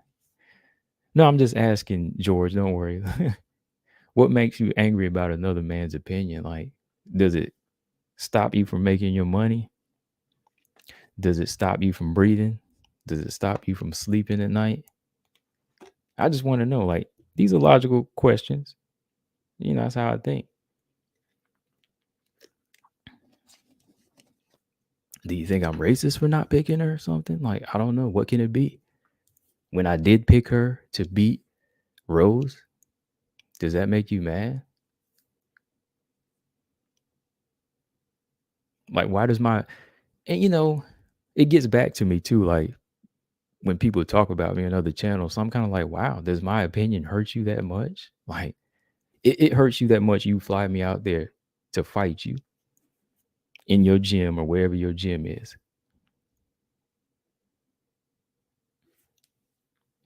And just so you know, I'm older. I'm too mature for that now. I'm already chilling. I'm in a better place than you. So I'm not going to waste my time for that crazy talk. But this is the best comment you gave me, James. Is like, this shows you where your mind is. I gave Rose credit her 2 times. I'm angry that you gave Carla a chance. Does that tell you something? You angry at me because of my opinion. I'm a little confused. I'm like, why does my opinion make you angry? There's a lot of things in this world that should make you angry, but that's not one of them. I'm just saying. Because me, pushing 40, I'm just on here talking MMA. Why does it upset you? That's what I'm just saying. Like, why does a mature, older man, why does his opinion upset you? And it's only you. I don't always agree with James Perez. I don't always agree with James Perez. I don't always agree with my man BJ. But BJ never makes me angry. We're never on the same page about a lot of things, but I'm never angry about that guy. I care about the guy. I care about him. But you don't even know me. You don't even know me. And you, like I said, people tell me when you talk about me on other channels. So I'm like, huh? Like, really? I don't know anything. I'm a joke. I'm just saying. I just kind of find that weird. But anyways, I mean, I'm glad you came through because I'm glad you came through because you just really put yourself out there. Fight me over a woman that don't even know you exist.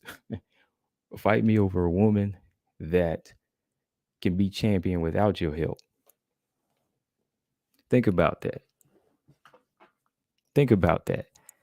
You want to fight me over somebody that doesn't need your help to be champion. Think about that.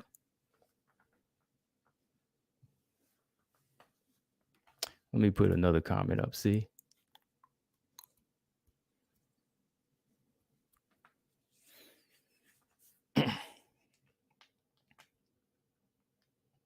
I don't think you really want to do that anyway. So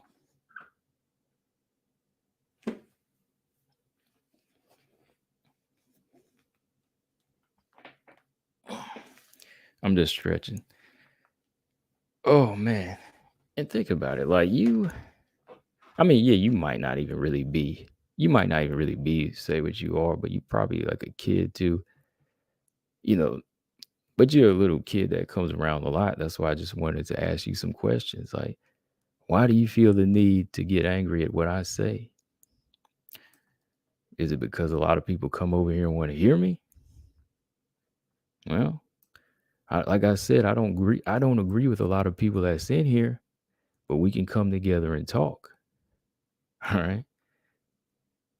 So I just don't understand that. Like, when have I ever addressed you personally about anything? Or whenever have I disrespected Weili? Everybody in the comment section, put up whenever I disrespected Weili. Have I? No, say none. Type the word none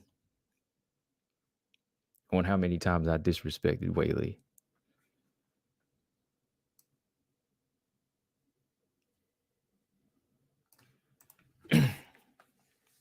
Most of us said, shoot, if I got angry every time someone in the chat said something about a fighter I like to like, I couldn't hang out there. It takes too much energy to be mad or hate. Yeah, it does. That's what I'm saying. It really does, man. Like, you got a problem, man. You really got a problem if it bothers you like that. Because Claude doesn't like Manon too much right now, but hey, I enjoy Claude in my chat. Colostrum doesn't really care for he doesn't care for Manon where she stands right now, but I enjoy him in my chat because we talk about other things and we exchange ideas, we exchange opinions. So I like for them to come around. I'm not gonna hate him. I'm not angry at him. That's his opinion on Manon. Like I said, I can look at these fighters and say, maybe you may be right. I can say you may be right. You know what I mean? Like, I'm a fan of Manon, but it's like, okay, you could be right about some things. So when they say their opinion, like with Grasso, that's BJ's girl. But it's like, okay, it came from somewhere, so I'm not like gonna be angry. Yeah, I'm about to be 40. I'm about to be 40 years old, and you really talking trash like you want to fight somebody. And I don't think you want to fight me anyway, because it ain't gonna be no fight.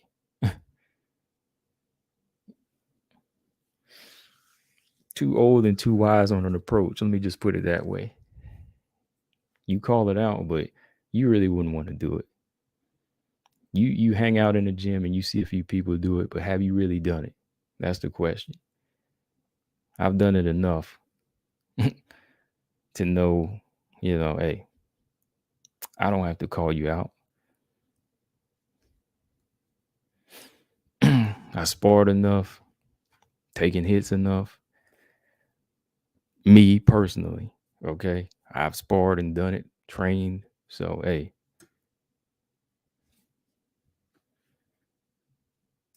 But you ain't gonna sit here on YouTube and try to call me out when I don't even know who you are. Like, what are you talking about, man? Get out of here. But you know what? I'm still not gonna block you. After all of that, I'm still not gonna block you. You know what? I could have blocked you a long time ago, but I'm still not going to because I'm not the problem.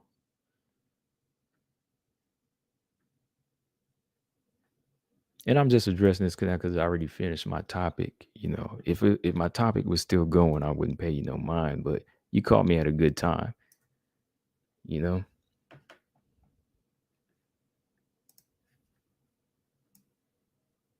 Oh yeah, you young and yeah, yeah, you little young 24-year-old knucklehead talking trash. That's all.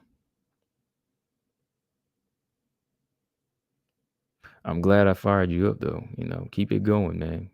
If you're gonna be a fighter, yeah, keep it going. But let me give you a word of advice. If somebody on YouTube really irks you like that, then you got a long way to go, young man. If somebody really annoys you like that, you probably gonna have to check your attitude.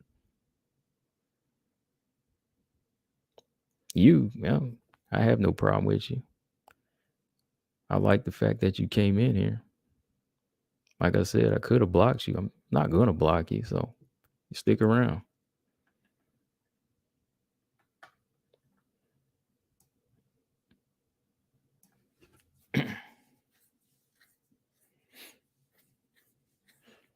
Maybe if I was 24 again, yeah.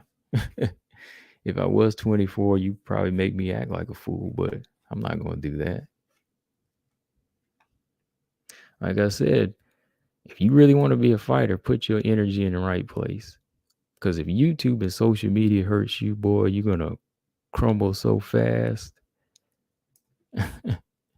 you're gonna fall hard. If a person that doesn't even show their face on Twitter or whatever says something you don't like and you don't know how to ignore it, you got a problem.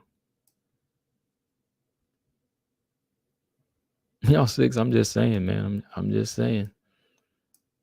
And I'm sure you will go somewhere and talk about me. So I already know that because people already told me. So, you know.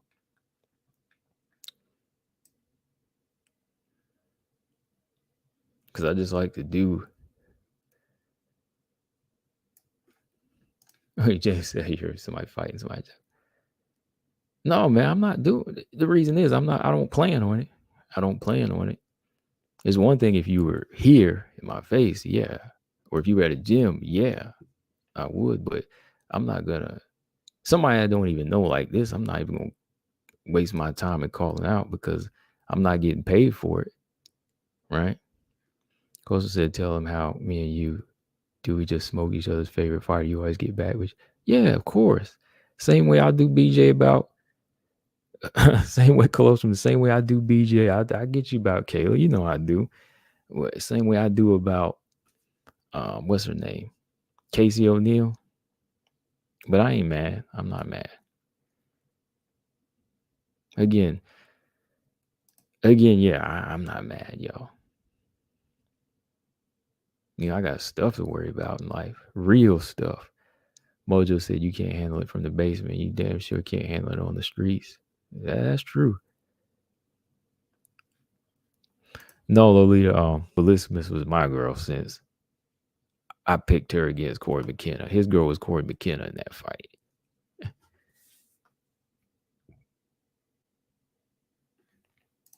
That's what I'm saying, Mark. Mark, just you don't take it to heart. That's why I had to bring it up with him because it's like, yo, you always coming through talking trash, dude.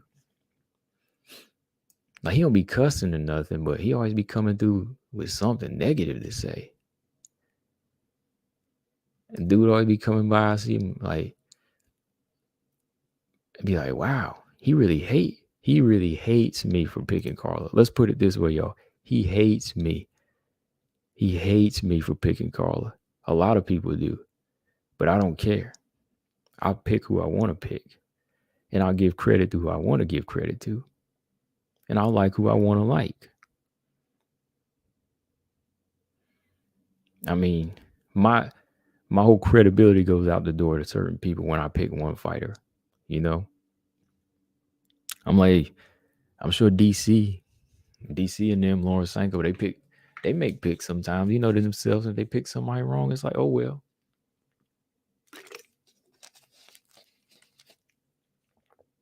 Right.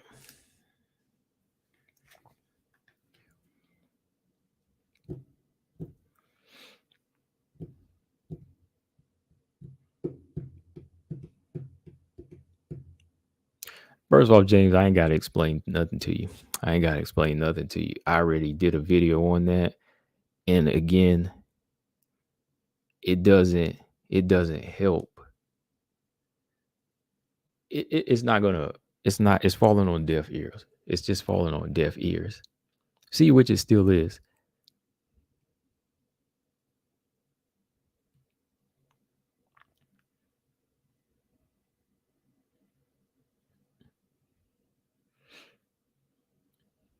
Well, let me ask you this, James. Well,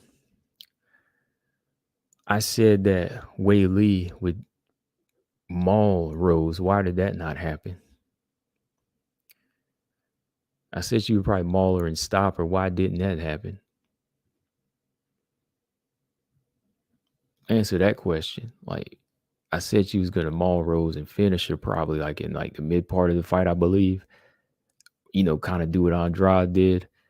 But she got kicked in the head. I mean, but why did that happen? Oh, yeah, you know why? Oh, because it's a pick. It's an opinion. You make it seem like I got a crystal ball in front of my face when I made that pick. It's called a matter of opinion and a matter of an analysis. Sometimes you're right, sometimes you're wrong.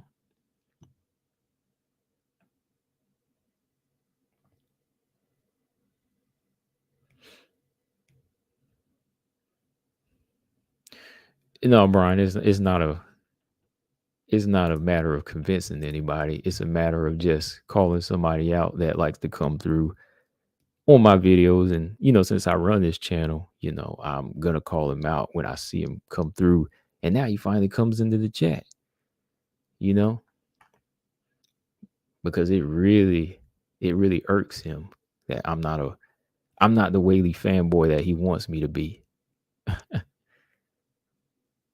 I'm not the Weili fanboy he wants me to be. And I like to kind of pull his chain a little bit.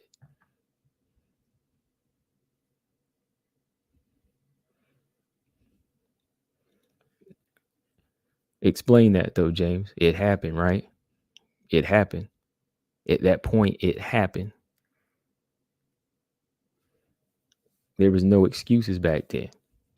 Did I make an excuse for Carla? See, you still overlooking that too. You so blinded here. And go tell this to the people that you train with too. You just blinded, man. You just blinded. Like, you could go back and listen to this with them because it's going to make you look bad and not me. I made a wrong pick, and that's what it is. You just don't understand that. Did I disappear from my channel? Did I delete my videos? No. You know why? Because this is my opinion. So if you play this to whoever, you're going to be the one in the chat looking kind of, you know?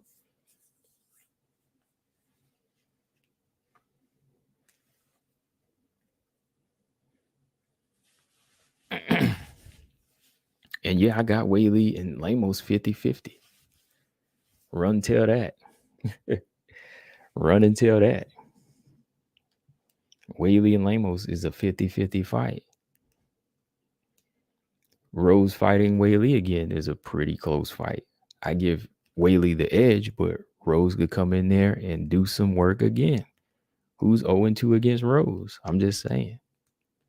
Nobody's unstoppable. Nobody's been as dominant as a strawweight champion as Joanna. How about you battle me on that? Who's the most dominant champion? Joanna, right? Still can't battle me on that. Like Rose, Weili still hasn't proven herself as a full-on dominant champion. She just got back in the mix and won the belt. So before you keep talking, let her build her own legacy up and stop trying to make stuff up for the champion. Let her do the work she needs to do before you try to put her on this superwoman pedestal. Let her do what she got to do. When she racks up 3 title defenses, then we'll talk about her being pound for pound ready for Valentina as well. I bet you're going to tell me she beats Valentina too. Oh, you don't want to go in that war. You don't want to go in that war.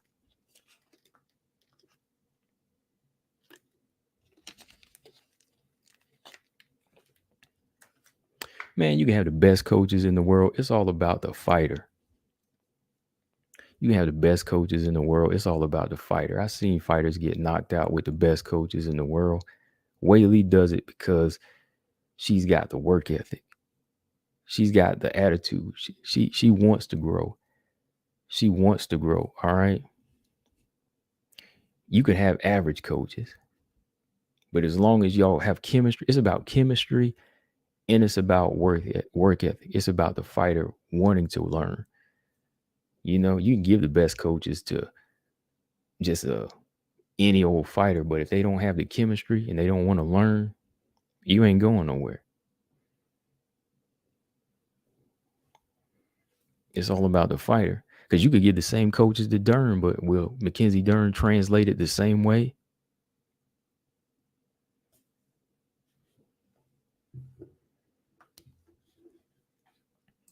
Todd Johnson, what's up? Appreciate it. He's always honored his voice. I thank you, man. I think Tatiana and Valentina are two of the best fighters to ever grace our planet. Yeah, Tatiana she was a blessing, man. I hope she can come back. I hope she can come back.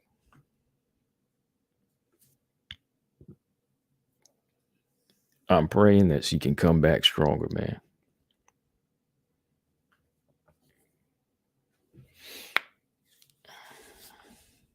For sure. GP said Weili and Lamos just keeping that belt warm for Dern. Oh boy. He said the Big Mac. Oh boy. The Big Mac. Oh yeah. But anyways, yeah, tomorrow I'm gonna talk about these fights coming up. And I'm gonna do the fight companion for Stamp and Anissa Mexon. I am gonna do that.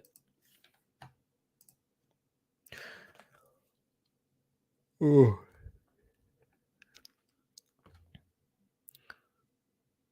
Lolita said, I think what we have here is a difference in cultures, nationalities, upbringing, ways of expressing oneself. It is like one is rather chauvinistic and one isn't. Oh, you talking about what y'all chatting about in the comment section?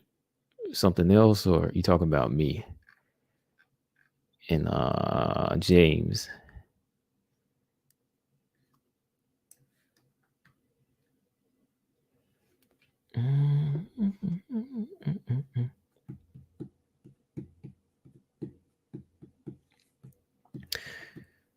Okay, now you're more like it. He said, "Tell me good game plan and strategic ideas don't matter." Whitman came up with 2 great game plans against Weili's staff in 2021. Credit to him. Yeah, it matters depending on the fighter. See, this is okay. Some fighters, James, they need good game plans because that's how they work. Look at Miranda Maverick. You ever watch Miranda Maverick fight? Like, she's a fighter that listens to her every move of her corner. Like, watch her fight. Listen. She listens to her corner. They actually give her pointers as she's fighting. So certain game plans like that work for fighters, but they don't always matter. Game planning don't always matter because a game plan can get thrown out the door. You got to be like a Valentina Shevchenko that knows how to adjust on the fly. A Floyd Mayweather that can adjust on the fly. Amanda Nunes adjust on the fly. These fighters, they have trainers that can give them a game plan, of course, dealing on what type of fighter they're fighting. But when it comes down to getting into the cage, it might not go that way. So they have to be able to adjust and sometimes just forget a strategy. You just have to forget a strategy and say, we're going to play this thing out. We're going to set traps and see how this fight goes. Okay, so game plans work for particular type of fighters that are more receptive, that will listen. that can be told what to do, but some are beyond that. They don't need game plans. So good game planning and strategy, it depends on the fighter to me. I think Rose is somebody that needs the moral support and somebody coming up with a game plan for her. She needs a strong team. Some fighters need that strong team. They need the backbone. They need the muscle, the heart, the brain.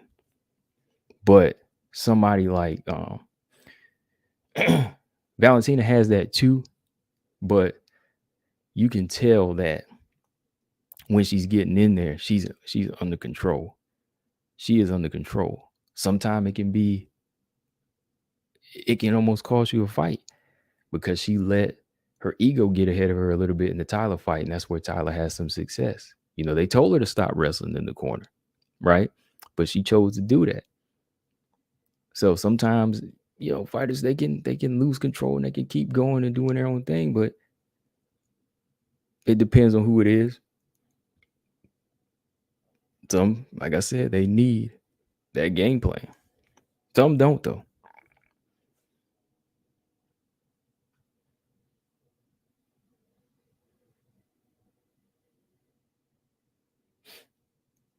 He said not sticking to a game plan means lack of discipline and conditioning.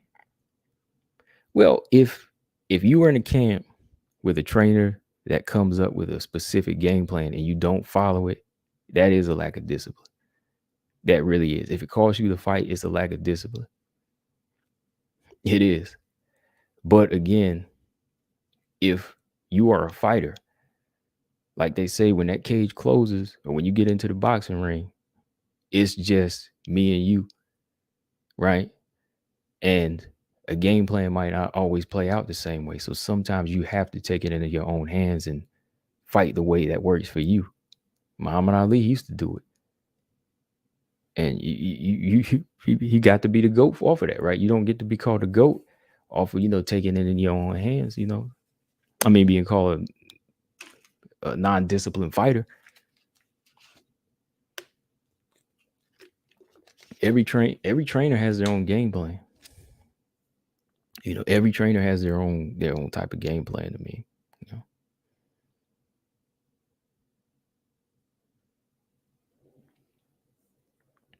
Dern's style is unprecedented and unbeatable. On the ground,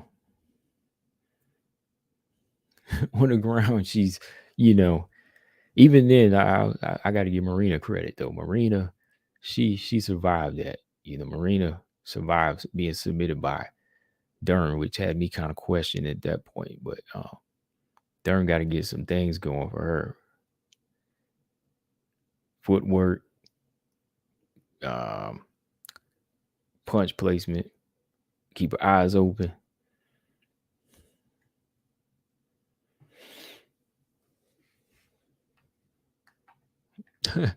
Claude said, at least us Val fans are respectable to other fighters.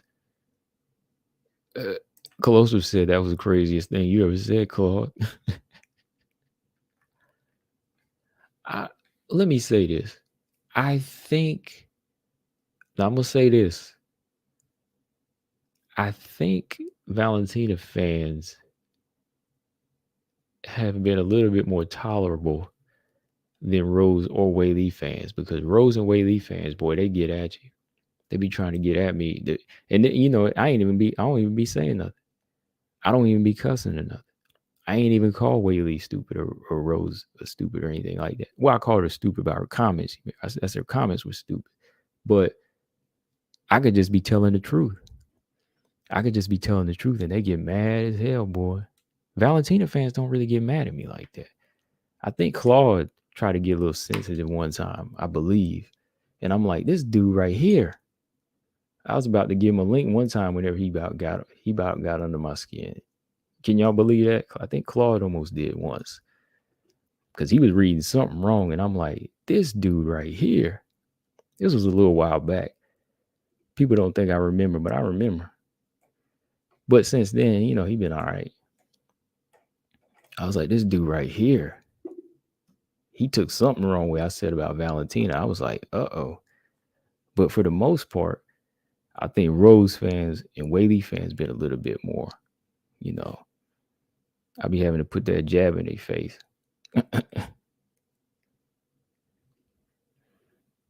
Like, man, you can say this fighter you can say Weili keep her hands down too much, and boy, they be about to burn. They be about to burn your chat up talking trash.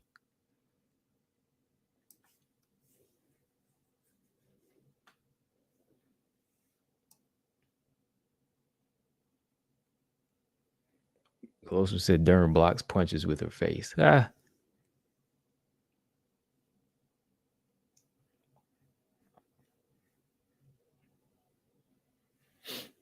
And I'm a fan of the Beast. I'm a fan of Manon, but I'm just saying, you know what I'm saying? Everybody gonna have their opinion. I ain't changing that she's my fan, and I ain't gonna try to change anybody else's opinion. So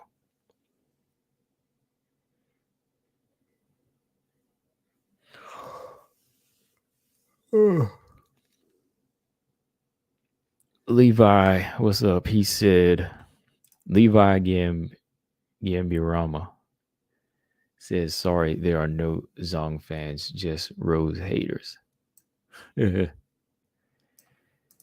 said Zhang will never improve in my eyes. She made excuses after she got knocked out. Went to Henry Cejudo, then fired him for losing to Rose, and then went to Thailand for unlimited juice. Oh boy, I'm not even gonna say. Look, well, I want let's see how James reacted to that, because I ain't even say that.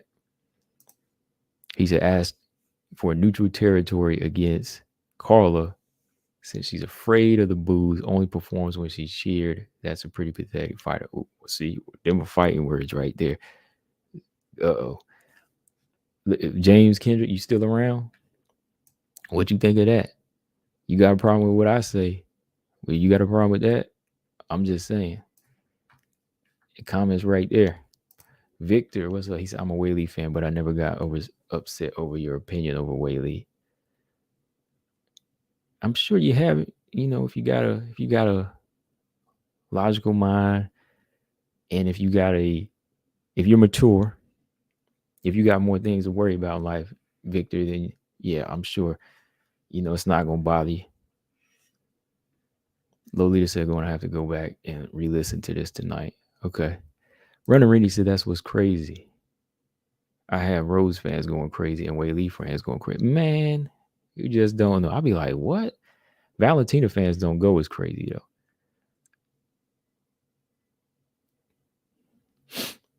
BJ being only Casey O'Neill fan, you know. No, he go in. He said, let him talk. He's all on the forums like me. I've been in the arguments with him all the time. He said he'd been in the arguments with him all the time. All right. Marcus said Weili has improved by being able to submit Carla.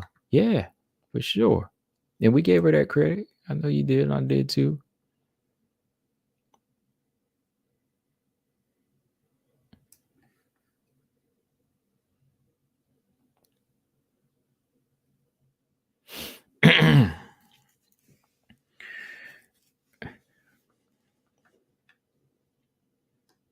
So when it comes down to it, James Kendrick, I got a couple Jameses in here, not James Perez. James Kendrick, you just gonna have to learn how to deal with my opinions. James Perez, he learns how to deal with mine. Nunes beat Valentina in the rematch, and me and James Perez gonna always argue about that. I don't care what he says, but James Kendrick, if you can respect what I say, you can hang around. I don't care. I mean, you're just gonna have to come to the terms of taking what somebody says lightheartedly, you know, or giving your opinion without blowing a gasket. You know, give your opinion without blowing a gasket and without disrespecting, then you can stay around. I don't care. Oh, my back. Colossus, I don't like one-dimensional fighters. They're entertaining. It depends on who it is. But I mean, like champion wise, I don't have much faith in them as getting the belt.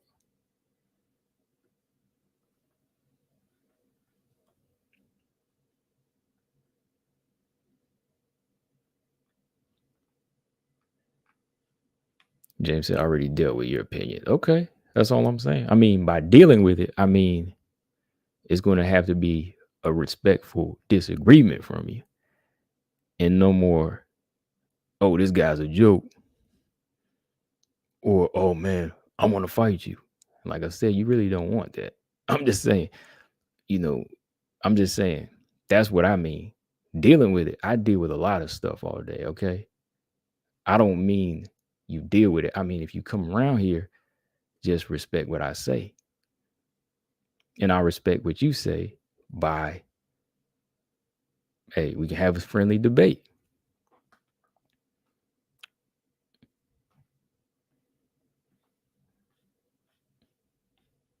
Okay, I accept your apology.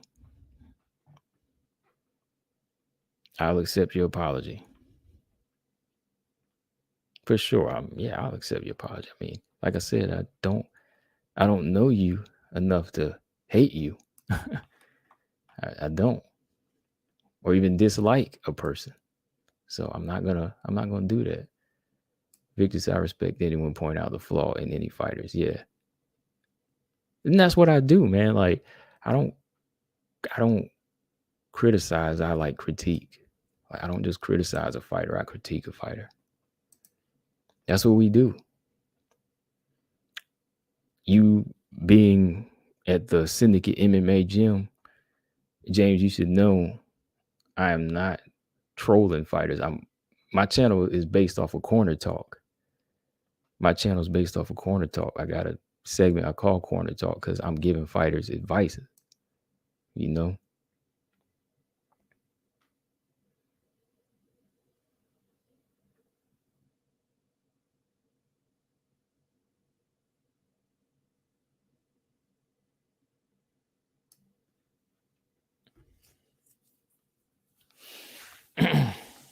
And say he said, did I just walk into something? What's going on? Oh, you can go back and listen to it. I mean, there's nothing going on anymore. I mean, there's nothing going on. Excuse me. Victor said Weili's stand-up defense needs to improve, but Weili's body type can't fight like Rose as a counterpuncher. Yeah, counterpunching is not really going to be her thing like Rose, you know, that type of style. You know, Rose long, lanky for the strawweight division. You know, she's got the arms, she's got the footwork, got agility to move in and out. I like Weili when she's striking. I like how she throws combinations better. You know, like when she throws combinations and picks those little moments to step in and out.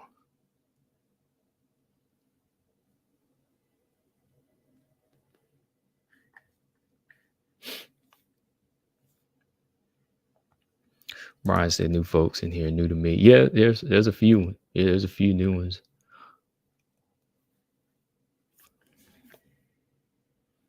I don't want old heads to go anywhere though.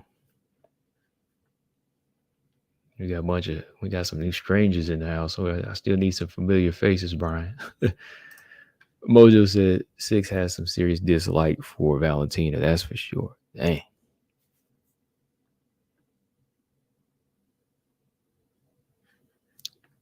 Lolita said, are there any YouTube channels that go at it like this about men's MMA? Oh boy, Lolita, you just don't know. I don't even mess with those because some of them are like just massive. Because it's men, you know, it's the men. And when you talk about boxing and men's MMA, whew, try joining one of the boxing ones, man. They are nothing but drama. Man, they be going at it. I wonder if I could go over there and even doing boxing, control some of those people, man. It was, you know, they be boxing fans, boy, they be going crazy. MMA fans, like men's, yeah, they do.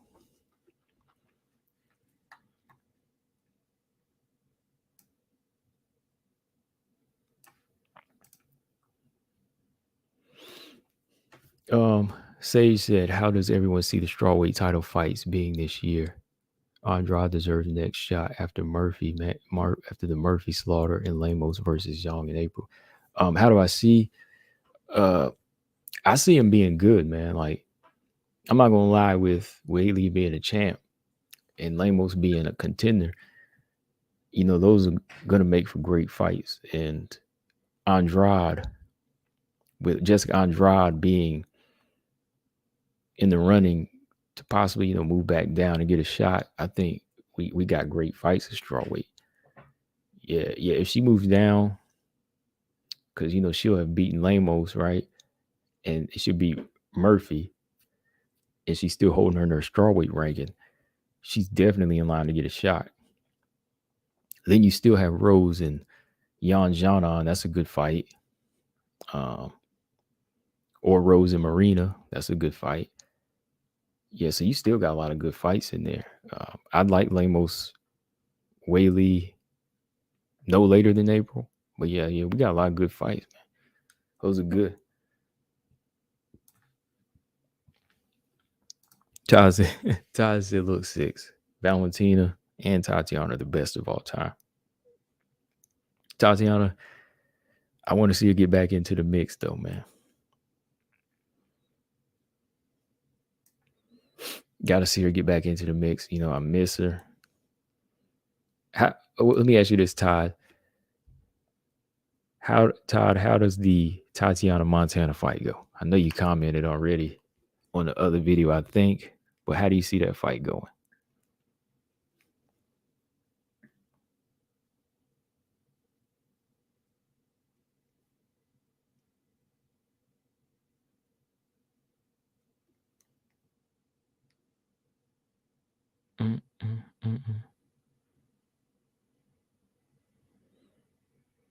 Colostrum said, James, you got to ask another Val fan. I'm not a Val fan, so I can't tell you.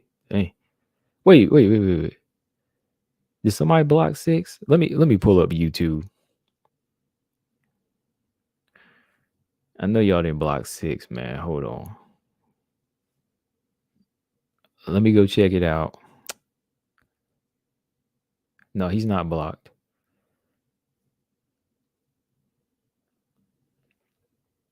Did somebody time him out?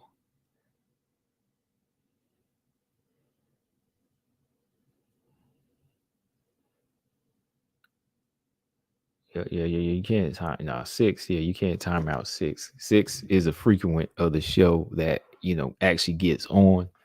He comes in when the line is open, and he's always got great things to say. So,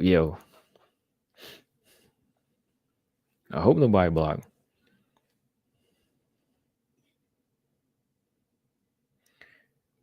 With some of y'all in here, don't have wrenches. I ain't got to worry about y'all blocking them, but nobody with a wrench blocked him. I think 6 got a wrench too. Yeah, where is 6's comments, man? Dang. Did somebody time him? Man.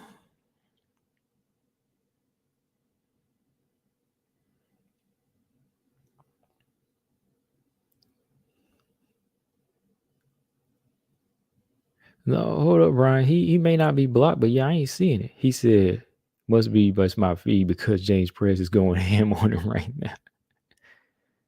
Y'all overload his comments or something?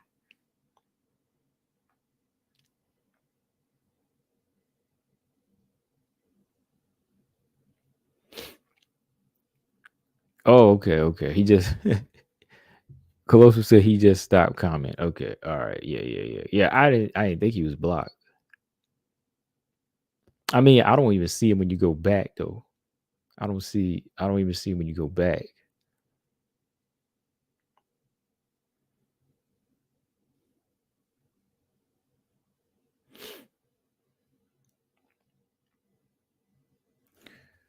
Hold on. MAGA, he said this is sad Weili's champion. Y'all know Rose is the real champion. Dang. He said Rose is still the champion.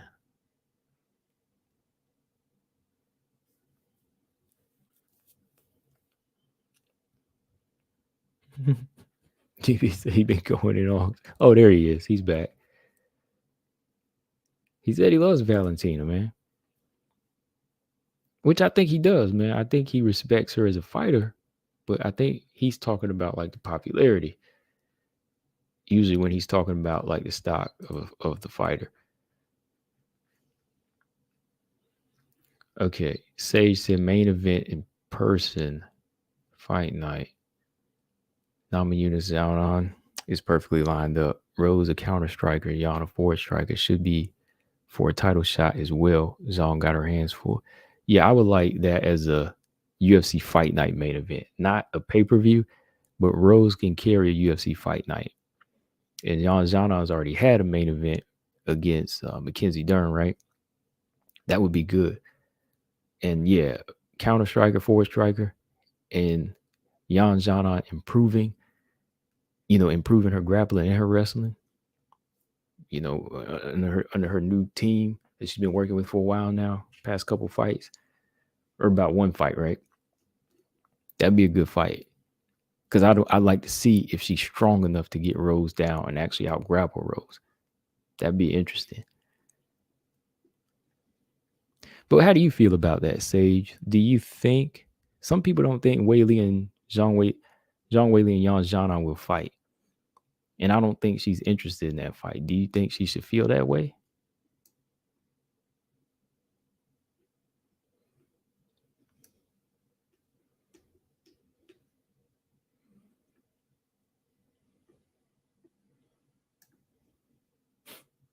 Chen, what's up? Chen said Rose didn't outclass nobody. Where were y'all after that fight with Carla? I mean, Chen's not lying, huh?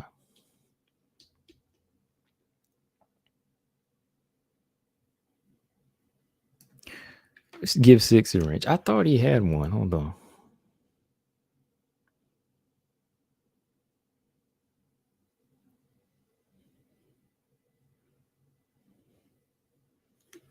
I think every other 2 weeks I'll do that. I'll give somebody, or every once a week. Yeah. They are two of my favorite fighters of all time. The fight has to happen. I can't pick one of those phenomenal.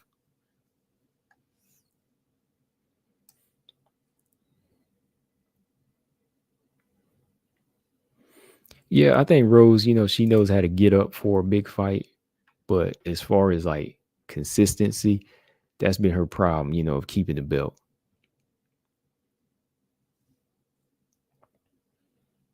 Yeah, I didn't even know Chen was in here. Brian said, yeah, I didn't even know. She said, oh, okay, Wi-Fi was messing up.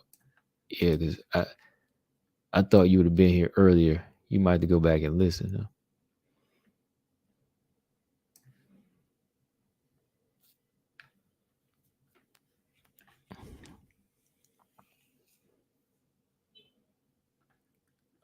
Colostrum said, does Lamos sleep Yan Zhana? Ooh. I don't think so. I don't think Lamos sleeps Yan Zhana. I know people are gonna think that's crazy, but no. I don't think Lamos sleeps Yan Zhana, actually. I think Yan Zhana has the speed to get in out of danger. And I think she'll clinch more and keep Lamos back to the cage where she can't really get much leverage to throw her power punches. I think that's kind of a hard fight for her to sleep because Yan Zhana's boxing IQ is pretty good. Pretty good. I don't see her getting knocked out, honestly, in that fight. I don't think Weili and Yan should ever happen. I don't know. If she gets the opportunity, I think she has to fight her.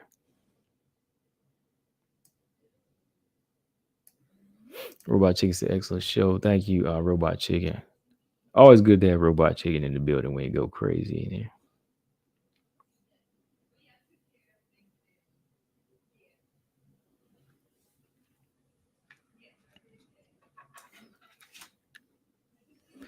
Maga said, if you're not picking Rose, you are a supporter of China, and that is bad. Dang. What is he talking about? Sage said, you know what? It's going to happen one day, inevitable. if Jan beats Rose in this potential fight, it might be for the card in China that John was talking about. Yeah, I think if she puts herself in a title shot position, she should be it. She should be it.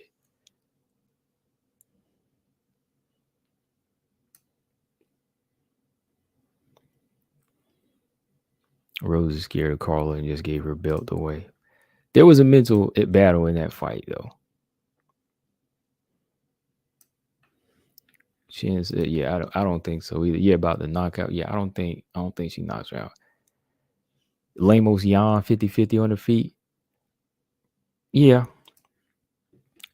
call me crazy, but I think the stand-up battle is like, I think Jan's IQ is a little bit higher when it comes to her boxing, and some of the things I was seeing her do in the Claudia Gadelia fight, and of course the Marina fight, I was impressed with how she was able to put a lot of pressure on.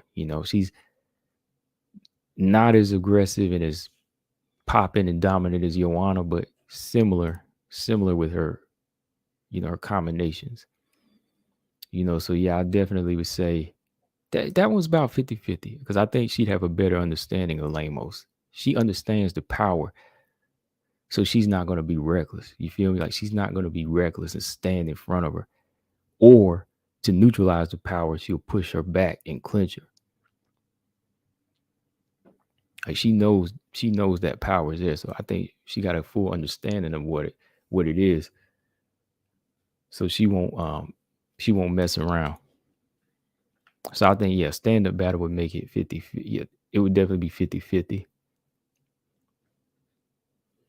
James Red Weili Press and Weili Lamos can take out Weili. Yeah, she's got the ability to do it, man. That's a all-around 50-50 fight to me.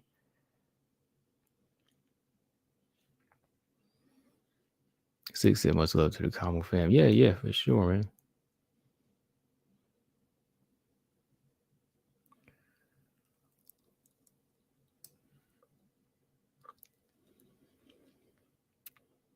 Robot Chicken said Lamos' striking is slick. It's the best match of WMMA, but Weili is better. Weili is definitely shown more levels at a higher level, more dominance at a higher level. More looks. Let's see. Sage said, "Have y'all noticed that Lamos gets booed more than anyone while fighting? You can see she's waiting to counter strike, and then it happens. It's like a gunshot." Yeah, man. Like her first few fights, man, them things was like, pow. Like people get mad and restless. They about to get up, but then when she lands, they like, oh. They think it's going to be a boring fight. But if you know her, man, and you know that stance, you know what it's about to happen.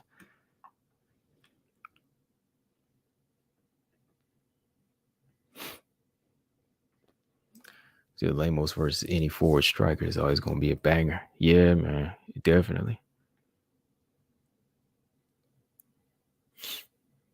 Just so y'all know, y'all speaking of Lamos, fans of Ruiz. Yeah, Ruiz is back to training for like a week now. I know some of y'all wanted to know. Who asked me? Somebody asked me once where Montserrat Ruiz has been.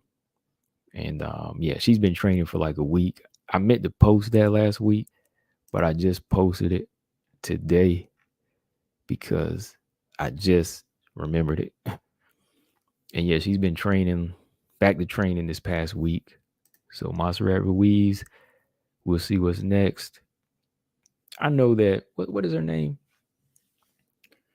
Cheyenne Velismus want to fight a rematch with her. I'm like, man, nobody want to see that.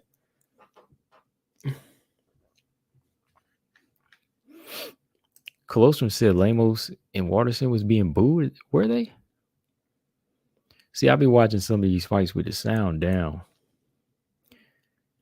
To me, there was no reason to boo that fight. That was a good fight.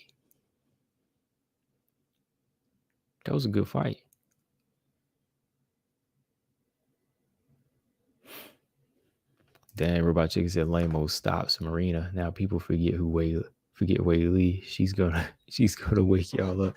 Nah, it's gonna be a good fight, man. It's gonna be 50-50 though, man. I just think styles, come into play here.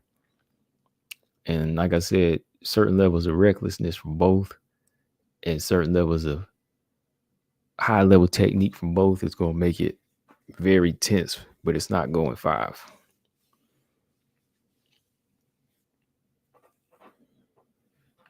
Run Reese, I still got that Angela Hill and Lamos fight in my head. Weili definitely can do it. Yeah, I thought Lamos won that fight. BJ talking about Angela Hill knocked Lamos down. Like, get out of here.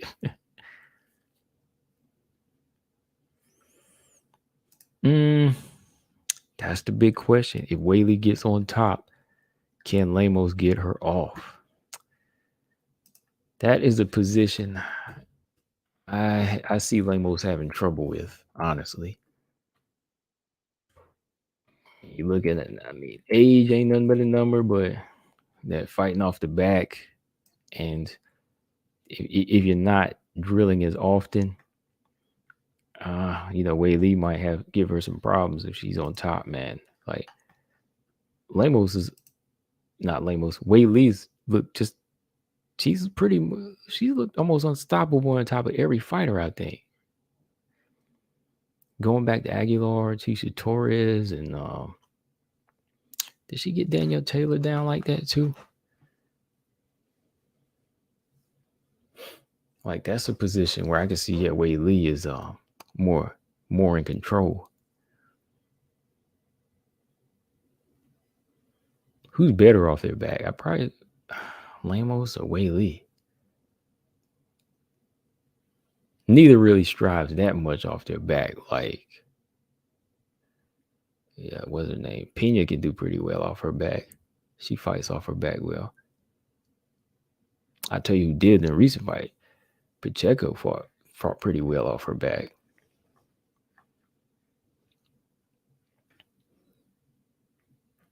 Yeah, I'm telling you, somebody getting subbed or KO'd. Oh. Easy work. Sage said, how are y'all feeling about a huge jump for Angela Hill versus Lamos rematch? Random fight, but never looked better and arguably won that first fight. If Hill beats Carolina and then beats Dern, maybe I'd like to see Angela Hill and Lamos rematch. Only if Hill can beat them two fighters. Edward said, sorry, but Carla would have beaten Zhang if she came prepared. Zhang overrated as a champion by default. Rose coming for that belt in 2023. Yeah, that's all I'm saying. Like, I thought Carla would have gave Weili a better fight off her natural experience in her wrestling. I still had Weili winning, but I thought it would have been a little bit more competitive there.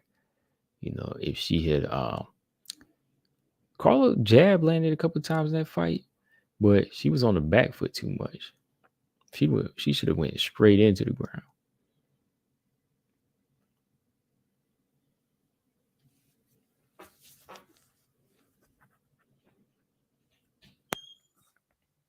Yeah.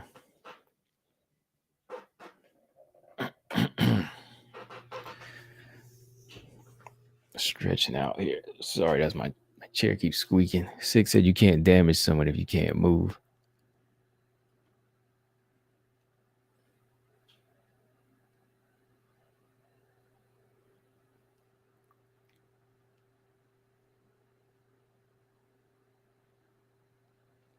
Mike said Rose wins the third fight. I mean, that is the fight to make after Lamos, because I really personally don't want to see a third fight with Rose yet.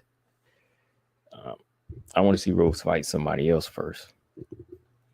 But if Weili can get that third win, close it up, well, technically it's not closed because best 2 out of 3 was still Rose, right? We got to go for what, best 3 out of 5 now. That's why I just want to see the Lamos thing, because that thing's going to just open another can of worms, man. Where it's like, if Weili wins the third fight, then it's like, oh, she got to win 2 more. I mean, what is Figueiredo and Marino on? They're on fight number 4, right? Does anybody really? Is everybody really dying to see that fight? The Figueiredo Marino fight. I mean, it's gonna be entertaining, but we've seen it 3 times. Are y'all ready to see it a 4th time? Really?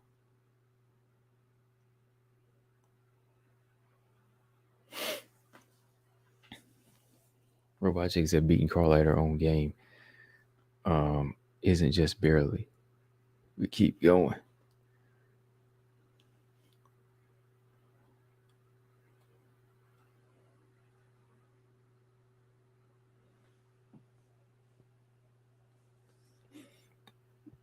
Let's see, Edward D. He said Carla would have beaten Weili easy if she came in prepared. Carla didn't prepare in her camp well, just going on vacation to Ecuador. Yeah, she just got married too, right?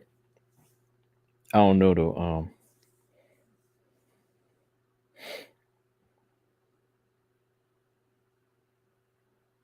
I picked Weili, but I expected her to do a little bit more. Yeah, Chin, that's exactly where I'm at. I'm gonna watch it. I'm gonna watch it. Marino, he been getting a little reckless though. He be getting hit up in there.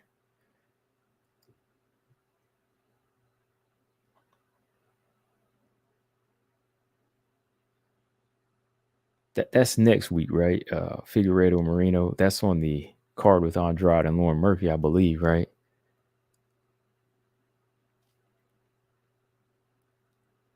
Todd said Angela is phenomenal, but Mackenzie Dern is unstoppable. He said, I don't see it lasting around. On the ground, it's going to be an issue, man, for Angela Hill. But, you know, stand up is Angela Hill all day.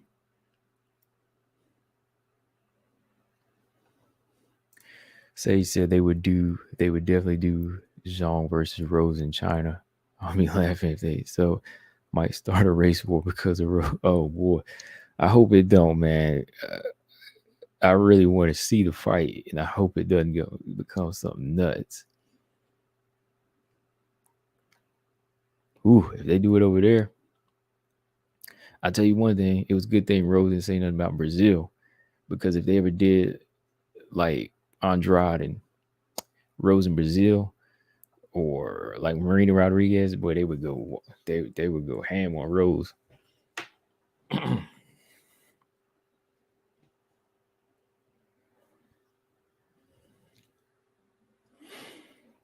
Marcus said Angela Hill has a good chance against Dern if she can survive. Yeah, if she can do what Marina Rodriguez did, survive on the ground, and then use her footwork, she could. But that ground game is, pretty.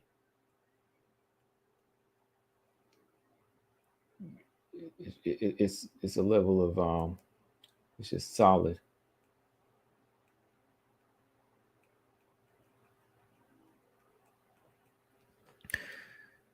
Let's see. Sage said there's an undercard fight, Nunes versus some French chick at featherweight. I'm sensing a KO here.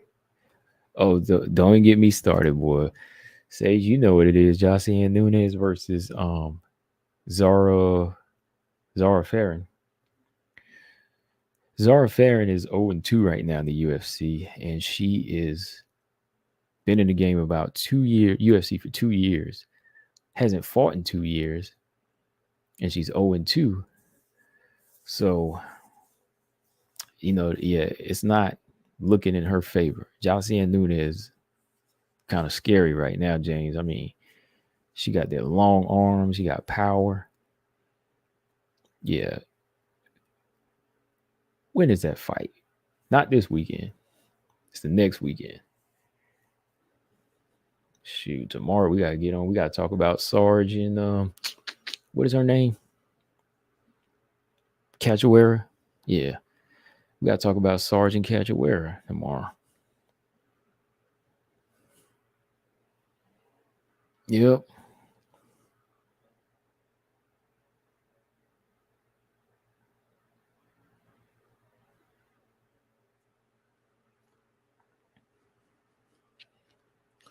I don't know, Edward. Carla, I've said this in the past, like her weaknesses are really, really like physically strong fighters. So she's gonna have to match Weili strength for strength. Like Joanna, too big, too strong, good takedown defense. Tatiana, way too big, way too physically strong. Um, Weili, not as big as those fighters, but or long, but strong. Very, very physically strong. Six and Marino got a chin though. Yeah, he got a chin, more. He got a chin, but he be taking some hits.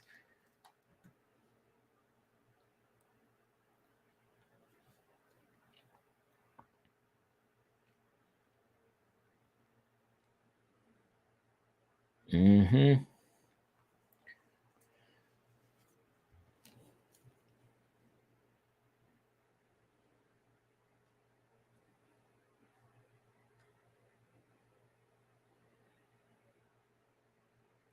James is going with Figgy in this fight. I'm kind of leaning towards Figueredo myself.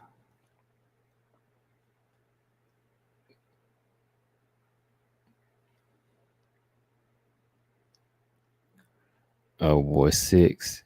Oh, 06. Are you back to calling her Rose now? Okay. Six. Yeah, you weren't calling her Rose before, right? What were we calling her? Mark said Carla has been in the UFC and fight game for a while to let booze get to her. You're right. Yeah, I don't. Yeah, booze don't get to her. Yeah, especially when you had that particular style. People gonna boo you with that particular style, anyways.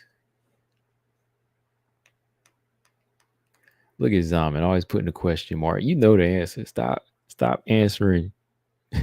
Zaman be answering the question with a question. He know the answers. Put a period next time. Stop putting a question mark, man. You know the answer. He always put that up there, Gertrude. But for real, tomorrow, yeah, we'll get on talk some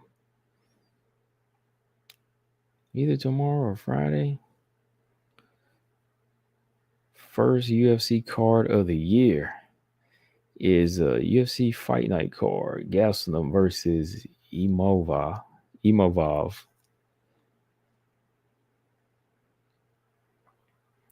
Wait a minute now. Wait, hold up. Oh no. Gaslam was off. Sean Strickland is stepping in. Did y'all know that?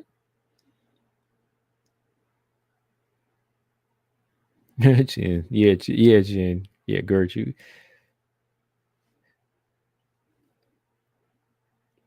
Yeah, Six said Rose bought a Gertrude bought a oh man. Yes, Sean Strickland is fighting in place of Gastelum now.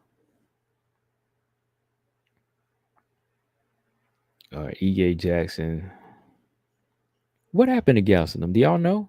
Yeah, it's gonna be a light heavyweight fight now. It's gonna be a light heavyweight fight. I think I'm gonna go with Evolve.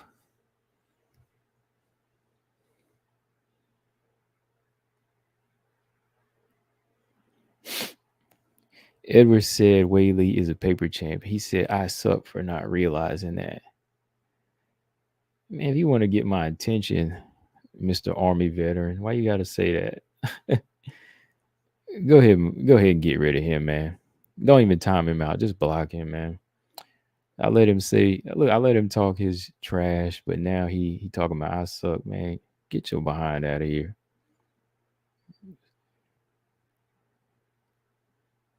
Yeah, don't even time him out. Just get his sorry behind out of here.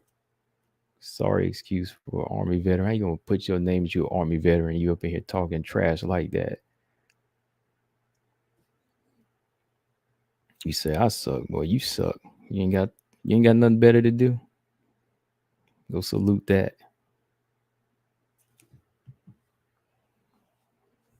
How about you salute that?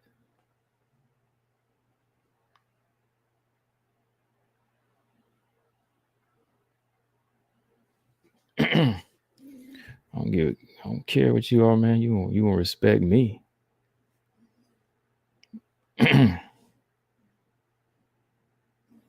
Gonna be rocking that moniker that you an Army veteran, but you ain't got no home training. Man, get your mess out of here. So, boy, don't start with me.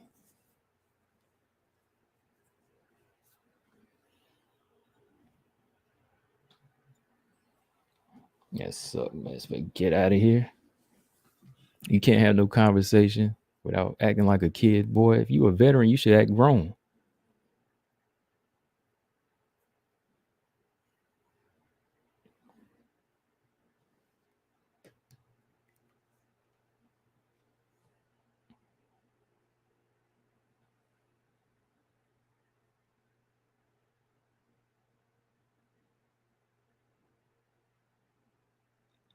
And hold on, I'm about to get rid of his twin too.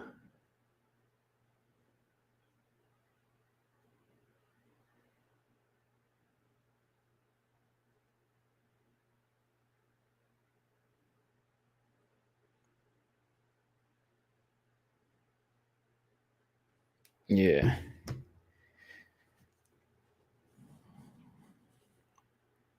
I got wrenches, but sometimes I gotta step down in there. You got to wrench, I got wrenches, but y'all got wrenches, but sometimes I gotta get down and dirty sometime, right?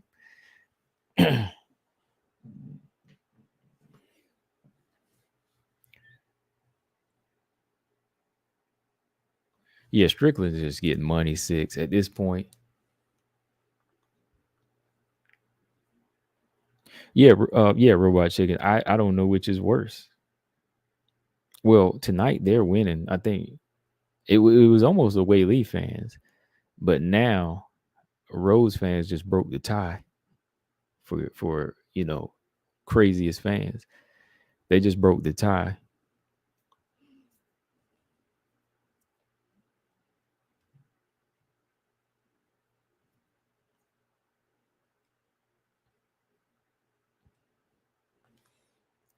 Brian said, "What did he do or say?" Enough for me to make me get rid of him. So it's okay. You don't have to worry about it. If I got rid of him, if I get rid of him, I got to get rid of him.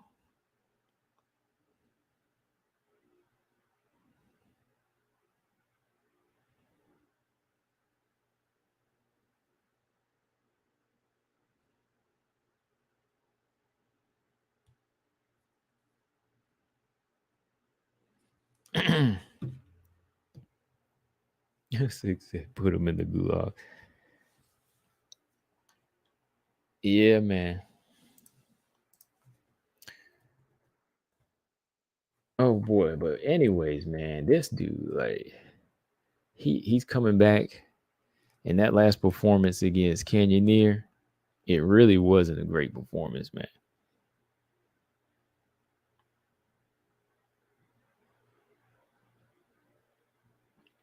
It wasn't really that great of a performance, but hey, he's coming back at a heavier weight. We'll see if it favors him, man. Let's see. So we still have Soriano and what's his name, Kopilov, Roman, Caitlin Vieri, and Rocky Pennington. Yeah, I'll talk about this stuff tomorrow. I'm just actually trying to see what was originally scheduled. Dang, man. Yeah, the main card had 3 cancellations. Yeah, that's right, because Jeff Neal is off the card.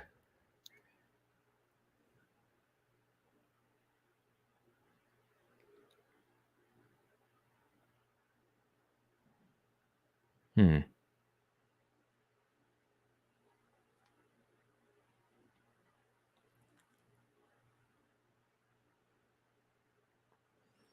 Oh, Robot Chicken, somebody got a triplet.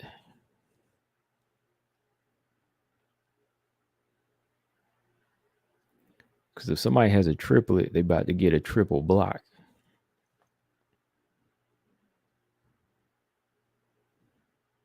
You get, like I said, you can have your opinions, but man, when you start talking out of terms, when you start talking out of your outside of your neck, I'll get down in there and you got to go.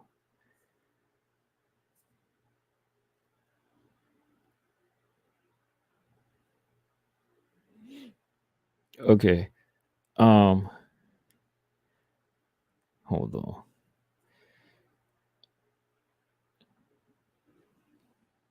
All right. So I'm gonna hip you to something, Brian. Just so you know, because Brian said Martin didn't say anything to be hidden. Um, sometimes people have more than one account, Brian. Let me just put it that way.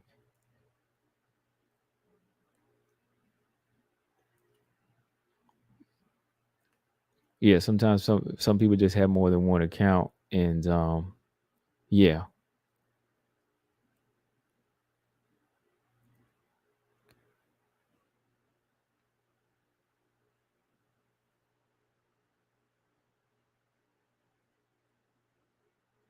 Martin said, "Do you think Weili is? Don't I think Weili's ducking because she says she wants Rose to win one more?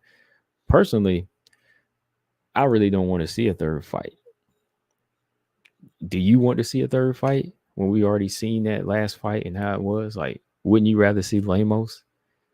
Wouldn't you rather see that person that's on a 2-fight win streak?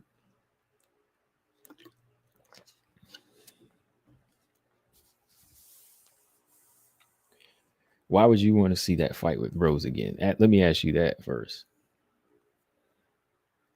You really think Weili's ducking?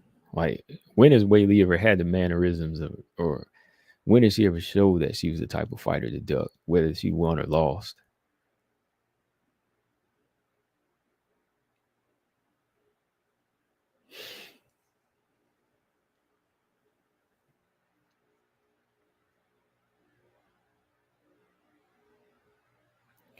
Well, Martin, if you want to see that, you have to make sure your fighter is in the rightful mindset before you say the rightful place. Okay. Before you say they're going to be in the right place, because I have my favorite fighters, but if they're not in that place, then there ain't nothing you can do about it. Got to hit you with the logic. I'm sorry. But yeah, if she's not in that place, I don't want to see her fight. If she's not in her rightful mindset or even in that rightful running, when you got Lamos that's good and ready, then that's the fight I want to see. Uh-oh. TJ said timeouts for everybody. And I ain't stopping him. I ain't stopping TJ, and I ain't stopping. Yeah, TJ. Yeah, Mark said there is a lot of Rose fans, and you know that Rose beats Weili, even if her mind is not good. Rose is just better. You can't beat a fighter if your mind's not good. Her mindset was in a better place when she beat her the first 2 times. Come on now. Don't talk down on your fighter if you really care about him.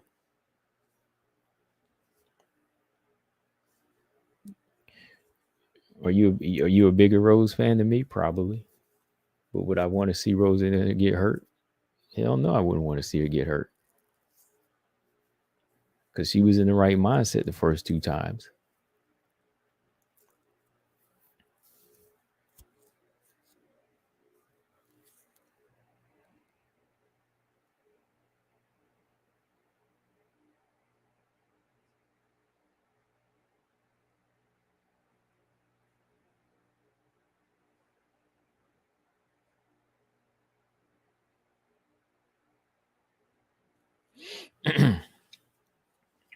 Thanks, Zaman. Why you in the orange one now? Did you switch up? I thought you was in the orange one. You said I'm not talking down. Rose beats Weili even without a training camp. She's that much better. Without a training camp, ooh, I wouldn't say that because the beat her the first 2 times she had a training camp. So you ain't never seen her fight without a training camp. You really want to risk that? Would you put money on that, Martin? I wouldn't even put money on Andrade to beat anybody without a training camp. That's not a good look. She ain't that good. No fighter's that good. I think Val would be like the only one that could. Valentina would be the only one that could miss a training camp and still win a fight, I believe. As long as she makes weight, her skills are that good. I believe her skills are that good. In the division that she's in, it'd still be a risk, but Rose is in the division where it's just a good division, man. Like, you can't skip no training camp, man. Come on.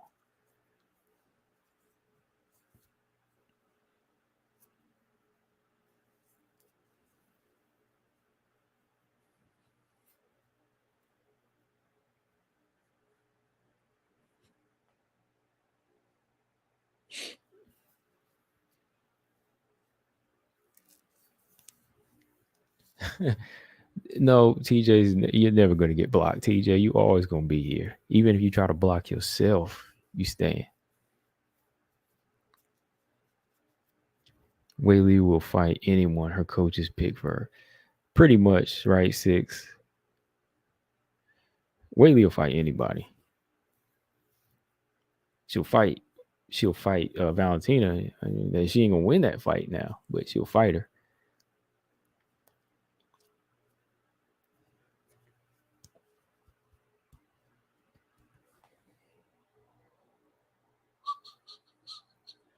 Okay.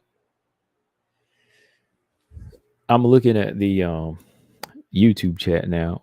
Colostrum had a comment retracted. What happened?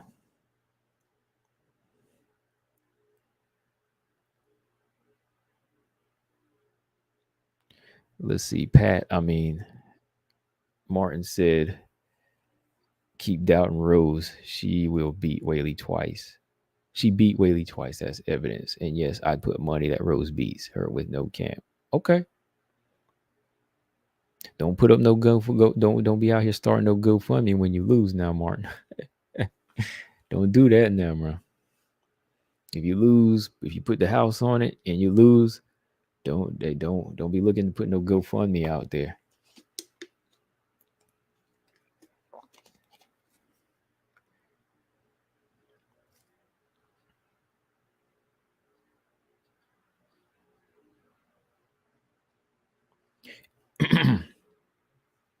It's a fight that I'd like to see after Lamos, though, seriously.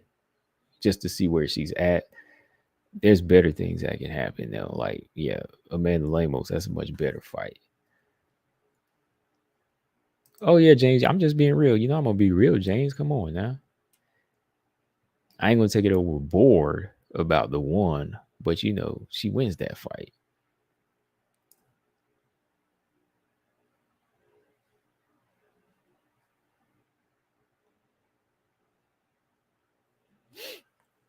Oh, Martin said disrespect for Rose is absurd. Come on, man. It'll be okay.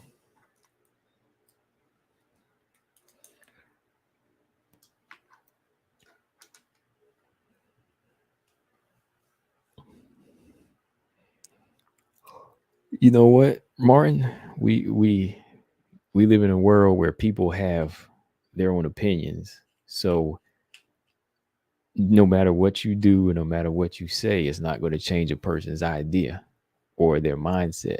So instead of arguing with people about it in the chat or, you know, getting mad about it, I mean, there's nothing you can do, man. Like, everybody just gonna have their opinion, man. Whether you call it excuses or, you know, somebody's not that good or they're overrated, it's just gonna work out like that. It don't change. It's not going to change how hot the sun is, man. It's not going to change the weather, right? Be glad it won't change the weather. I mean, if everybody's attitude changes the weather, we'd be in a pretty messed up state. That's the best I can say without cursing. But if everybody's attitude could change the weather, boy, we'd be really messed up. Be thankful these are just words, Martin. Yeah, Todd, Valentina's that good. I mean, she's a fighter that I think could fight without one. She could miss a training camp.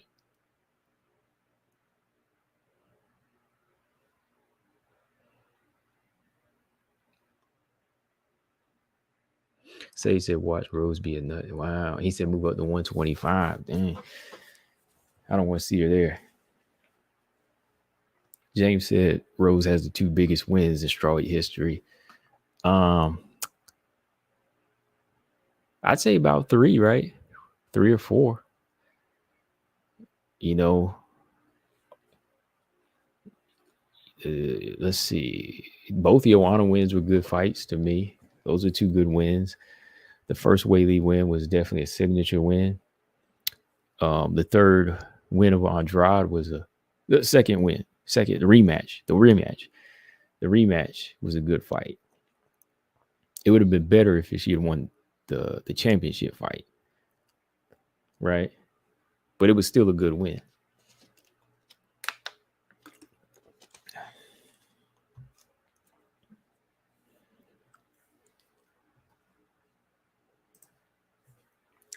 Martin said it's not fair that Weili gets a championship fight while Rose gets snubbed from a title shot that she deserved. Well, she lost the belt though, right? Did she want to fight? That's another question. Did she want to go right back into it? Because let's be honest, you know, I picked Rose to beat Andrade the first time, but after she lost, didn't she say that it was kind of a relief to lose the belt? That didn't really sound like somebody that wanted to fight again, even then, did it? I'm just saying.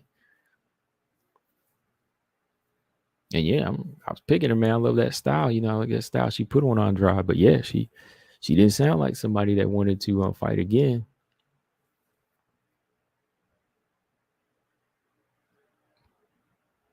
Even that at that time, but even now, I say the same thing.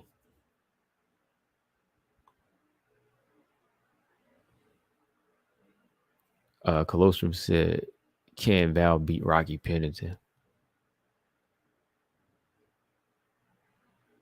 That's kind of an awkward style matchup, man. Like, because Pennington has a good clinch game too. It's kind of boring to people. I enjoy it, but sometimes when she hems you up like that, I don't know, man. Styles make fights, and I don't see her dominating like Nunes did. It's all in how it plays out. I don't. Maybe Val, like I think Val's speed would be some issues, but that's an interesting fight, man. Like I think Rocky's getting better with time to a certain level. I think she's gotten better in time with certain things that she's been doing.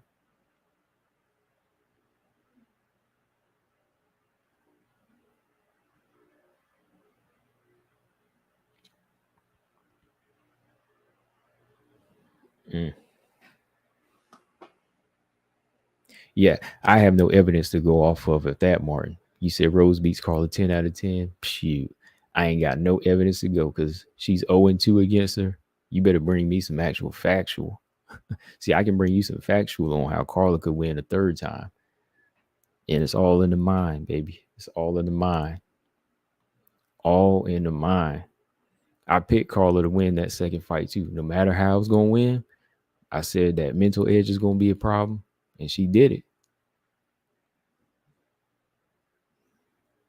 But to convince me that she beats Rose in a third fight, or Rose beats Carla in the third fight, you better bring me like a crystal ball with how the fight plays out. That's what you got to do at this point. You got to show me a crystal ball with Rose in there starching or head kicking Carla, knocking her out. That's the only way you're gonna prove me she beats her 10 out of 10 times. Or let me see it 10 times.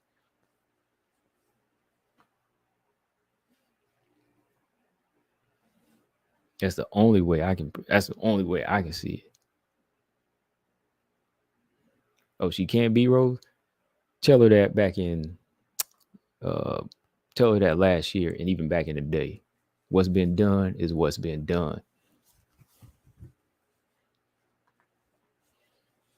If it was going to happen, it would have happened. I'm sorry, Mark.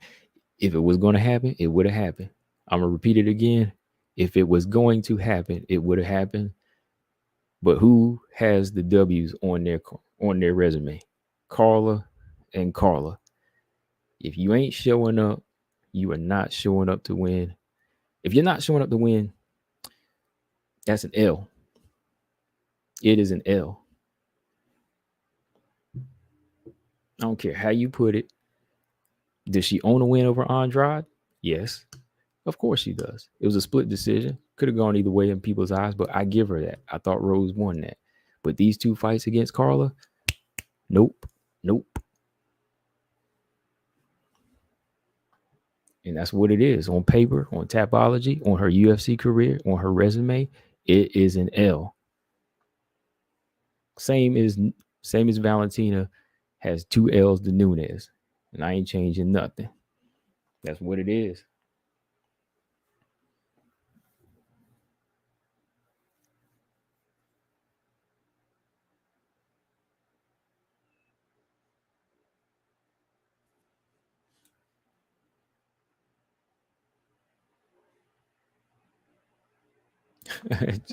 She is out with the best crystal ball. Oh boy. Oh man. And there we go. TJ, my man. TJ wants to be promoted. TJ wants to be promoted.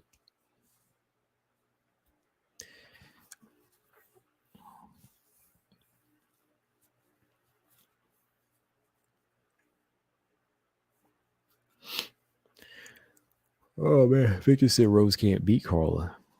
Rose has no mentality. Rose had no mental makeup to fight Carla.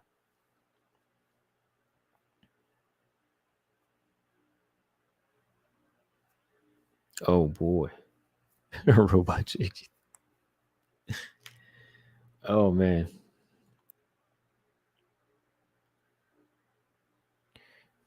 And Chen wants to be promoted. Chen, you know what to do. Chen and TJ, you know what to do at this point. That's all I'm gonna say. You know what to do. I'm just kind of chilling tonight anyway, so.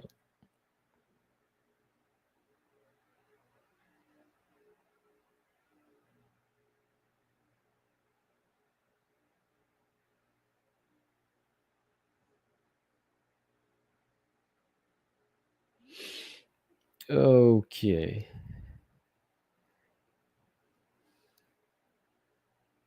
Oh, wait a minute. What did you say earlier, James? He said, oh, Raquel don't have a chance. I'm just saying, man.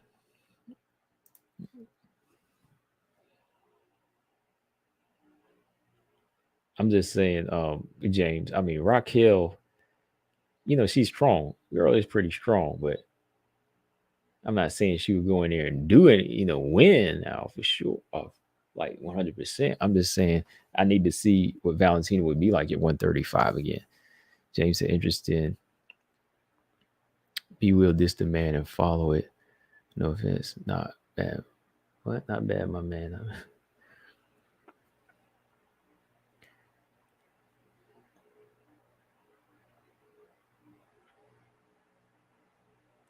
No,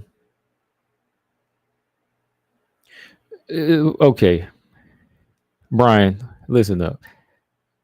You must didn't hear me the first time, Brian. Some of these counts are repeats. And if it's the same person that said I suck, then he's out to go, Brian. So TJ is making a good call on this one. So is Chin. I'm gonna repeat that, Brian. Listen to me, Brian. If it's the same person, which I think it is, that said I suck, they got to go.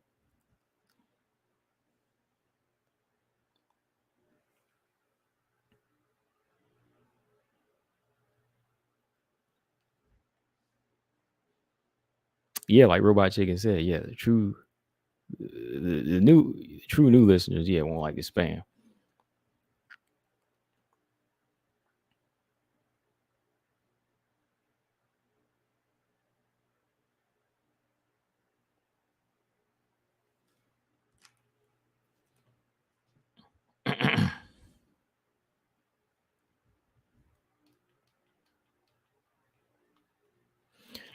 Yeah, I'm gonna put this right here. Yeah, yeah. Like TJ said, look, you need to be timed out.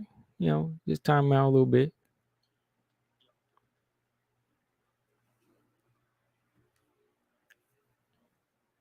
Exactly. Yeah, yeah, Chin. They're the same person. That's what I'm saying. Like, I'm not even like looking at the chat the whole time, but I come on, two and two, man. Put two and two together. They coming in at the same time. They're coming in at the same time. Come on, you know they're the same. On top of that, like I said, if you start acting childish, talking about, oh, you suck for picking Weili, you got to go. I was being nice, humoring you when you had the other two or three accounts, but other than that, no, you got to go. If Chin, like I said, Chin, you TJ, you make that call.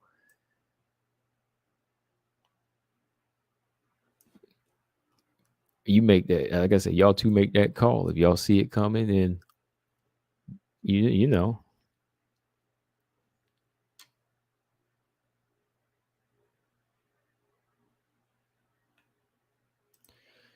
Colossus says spam as in commenting too much. Let me know if I'm typing too much because I type fast. No, no, no, no, no, no. What you and like James are doing? No, Uh, you ain't close from you and James to me are not spamming. You just having a conversation, right? But when you keep coming with the same argument that ain't gonna go nowhere, there's a big difference. Like, no, how many other comments you gotta get a statement across, Colostrum or James? I don't care.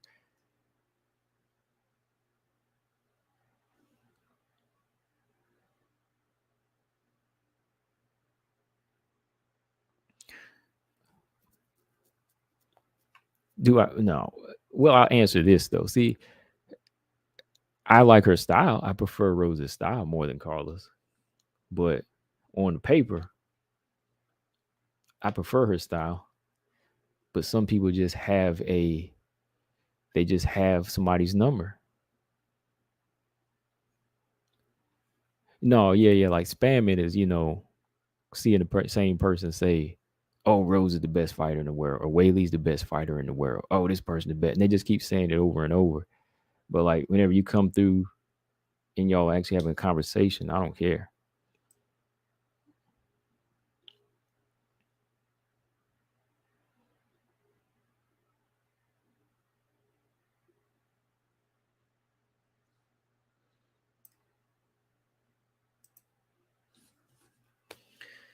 Raquel Pennington, man, I believe Raquel is a gatekeeper right now. Like she's gonna beat some of these young girls coming up, which she's already done. She gonna be doing that. Oh, okay, yeah, yeah. Brian said his phone was on, his phone screen. Yeah, I'm just saying, man. Like, yeah, yeah. I look at the name. Yeah, see, I'm looking at my StreamYard and I can see the names first, but then I see the name calling next. So I'm like, what? TJ said Zhang Gang. Weili wins.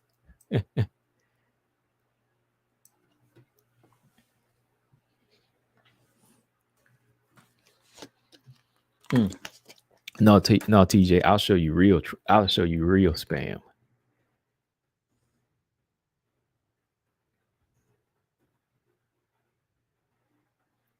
Hold on.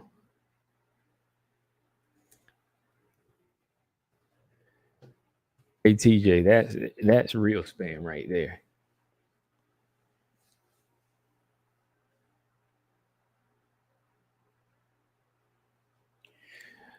No, Martin, it didn't even prove for a rematch because it was such a boring stinker of a fight. Even Dana White wouldn't let that stuff play out. It was so bad that they deserved no rematch. Let's put it that way. They both had to be punished, Martin. They both had to be punished. Dana White said, "We don't need no rubber match because they did not fight."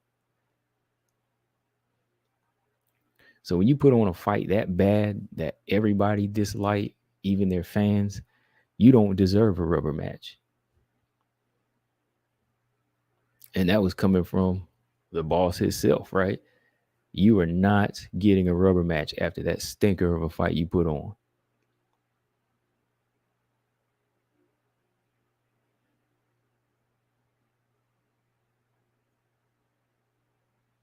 So regardless of who they keep it that night, I wouldn't have gave Carla another fight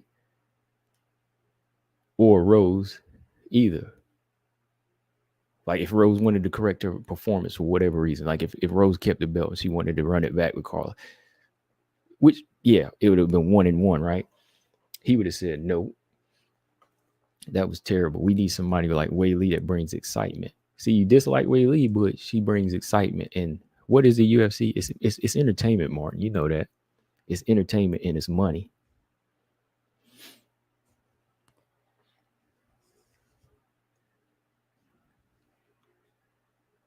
He said exactly. I believe that after Weili versus Carla, Rose is clearly better than those two.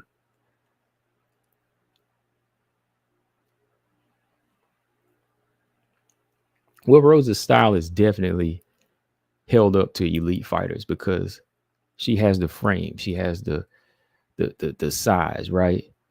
But it's just her whole get up and get it attitude is a little lacking, like Joanna's. You know, Joanna's is always there. Andrade's is always there. Whaley's is always there. There's just always that question mark. You got all this great stuff, but are you always going to show up? Like, yeah, I can definitely say that what she possesses is great skills that can beat these elite fighters. She's done it 4 times. Two apiece to Joanna, two apiece to Weili, and one against Andrade.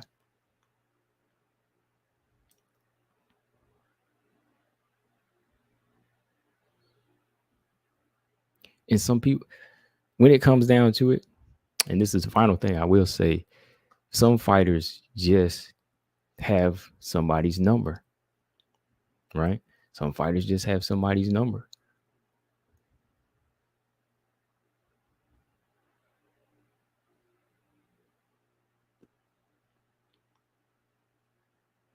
Six said compared to the rest of the strawweights, Carla's still a top tier fighter.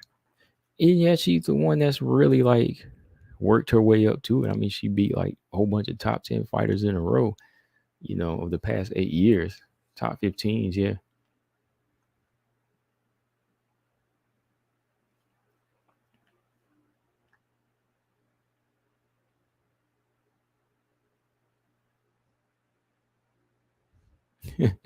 You said James apologizing for caps, using all caps. Let's see. Sorry for caps. Not What'd you do? Break the caps lock button off? You broke the caps lock button because I said Rocky Pennington has a chance against Valentina. I had to throw that in there. Make sure you hit the thumbs up and the like button. Same thing. I mean, the thumbs up and the subscribe button. Yeah. We just talking. We're just having conversation. We're just conversing, right?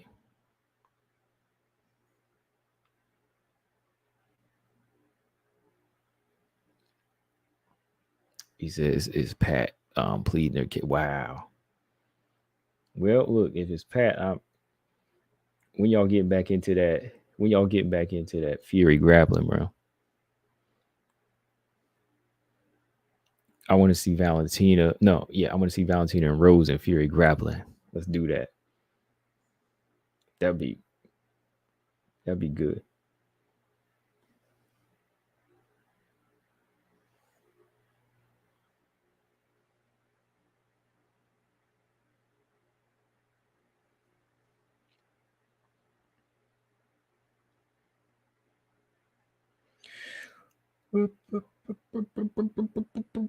Mm.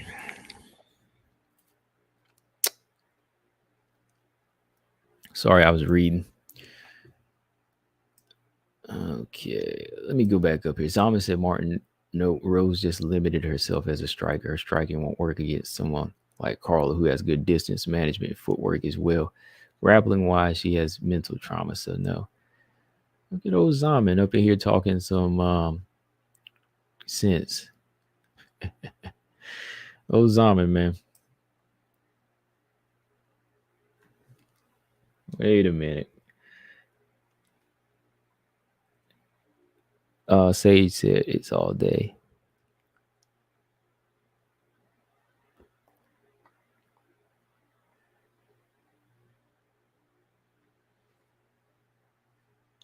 Colostrum said, who donated some of their skinned opinion? Oh wow. Um I was looking at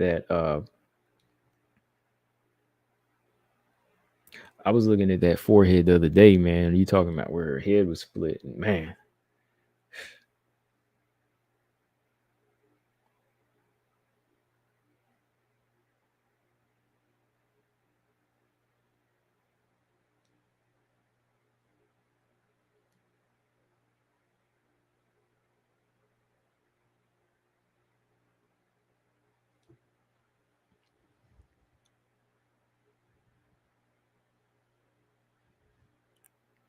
Dang, poor Brian. He said he was gonna have to ignore the only Rose fan. Dang.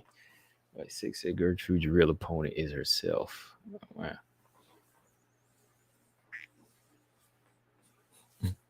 Yeah, that split on her head, man. She definitely needed some skin. Or sometimes like when skin does break, they'll take it from other parts of your body. Take it off your thigh. Like when you do a skin graft.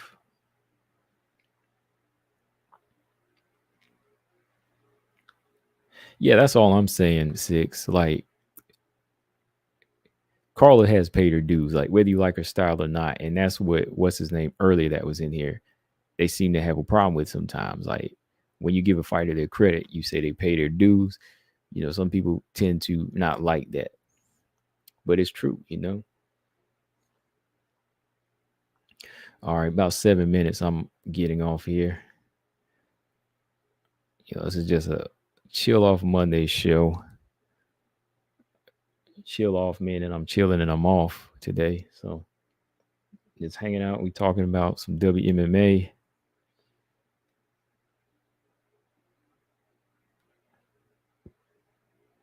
And we had some interesting conversations today. I got a good question from Chen here. She said Maya or O'Neal. Maya. I think Jennifer Maya wins by decision.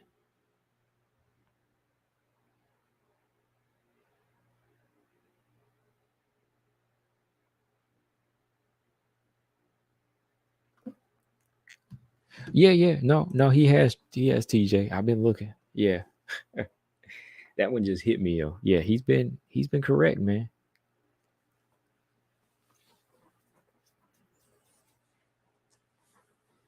He's been on it. Yeah, I got Maya by mauling. Yeah, closest to Maya by mauling. Mauling decision. I don't think either one of them really is going to get in a position where they get stopped.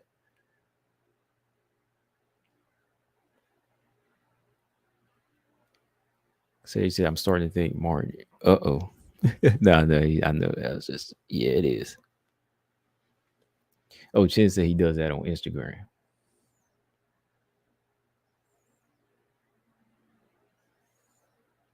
Well, if it is, Martin, I'd like to know, can we get a third fight with Rose and Jessica Andrade? That'd be a good fight. Forget the Weili fight. How about Andrade and Rose fight a third time for the title eliminator? That makes more sense, right? Because you know Andrade is going to push her and she's going to make her fight.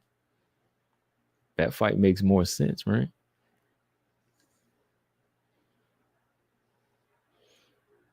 Let's talk to the matchmakers and get Rose Andrade made after Andrade fights Lauren Murphy.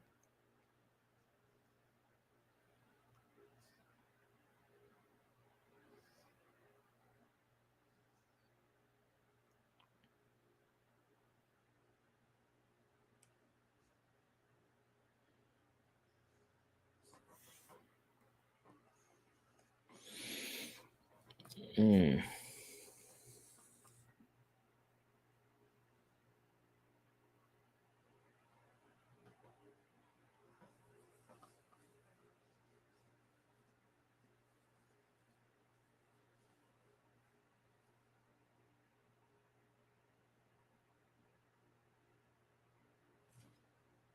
Now, now you see, I hit you with some logic, Martin, and now you talking crazy, talking about she beat Andrade twice. See, now you done messed up your credibility. Come on now. How you gonna say she beat on? I'm gonna leave that comment right here. If that really is Pat, I'm gonna leave that comment right here.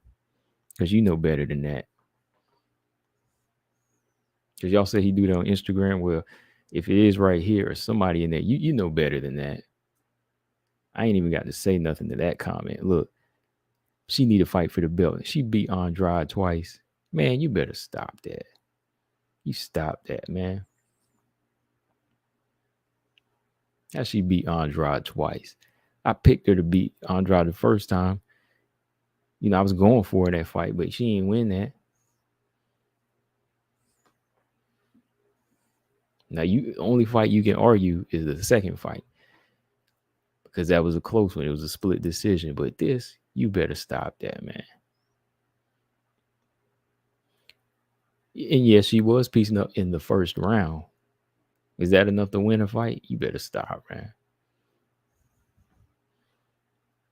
You lucky it's 11:30. I'm tired.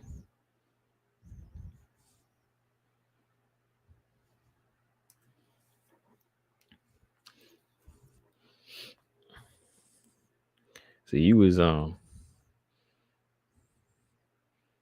you could have been on to something, but now you lost it talking about she won the fight. Man, you better stop. Todd said, I think Carla's style is unprecedented and phenomenal. She's so good. Lauren Murphy's so underrated. I hope she wins every fight. Lauren is that good. Lauren has a chance to beat Andrade, though.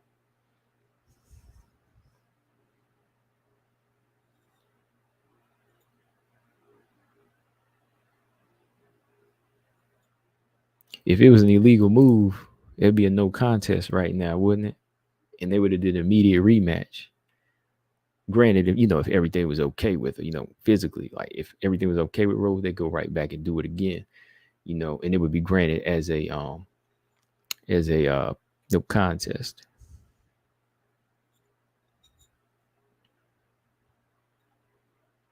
Chin said Leon was getting mauled by Usman, but Usman still got clocked upside the head. Yeah.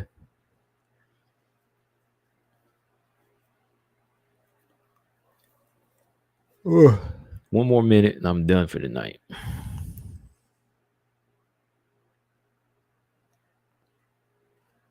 James get triggered when you talk about Lauren Murphy being good, boy. No, Lauren has a chance against Andrade. She does. Lauren has a chance against Andrade. Marcus said Tapology's doubting her. I give her somewhat of a chance.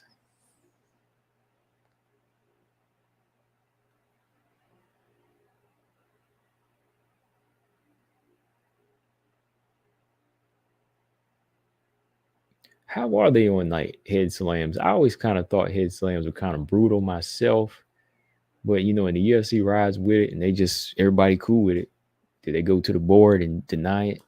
If they're not, I mean, which is worse to y'all, oblique kicks or head slams like that? I mean, head slams are hella worse, kill you, you know. But obliques, kicks, you know, they can be bad too because they can end your career too.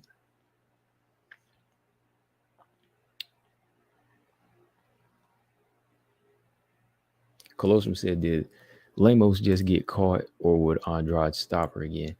I think Lemos will have a better chance. I think she just got caught because then she throw like a leg kick, and the timing when Andrade just was it a leg kick or a punch? The punch that she threw, I believe Andrade just kind of went in and hemmed her up. You know, got her at that choke around her. Yeah, I don't know, Colossus. I think she have a better chance next time.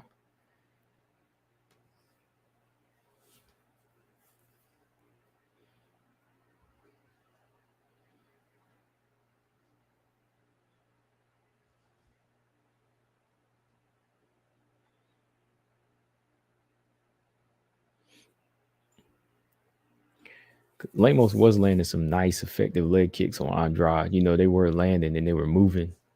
They were moving her a little bit. And if she could have just, you know, been a little bit quicker on her feet, and man, that would have been could have went either, you know, could have been a competitive fight. But Andrade, man, always got that power, that strength to change the course of a fight, man. All right. I'm out, y'all. 11:31. It's been a good chat, good crazy conversation, and I love every minute of it. Okay. So yeah, I'm about to bounce. Hit the like button on your way out. And hit the subscribe if you haven't. Interesting people tonight. You know, of course I always enjoy the day ones up in here. And some of y'all have some crazy things to say tonight, and had to call you out for it. But it's all good. Like I said, it don't make me mad. Doesn't make me mad at all. I'm just chilling. So yeah. Will we talk tomorrow? Probably. Probably. Be on talking tomorrow. And let me see. Yeah. I'm closing this thing out. Shout out to everybody in the chat. And yes, sir. Say to see y'all later for sure. Like always, Combo Breaker 99. I'm out. Subscribe. Peace.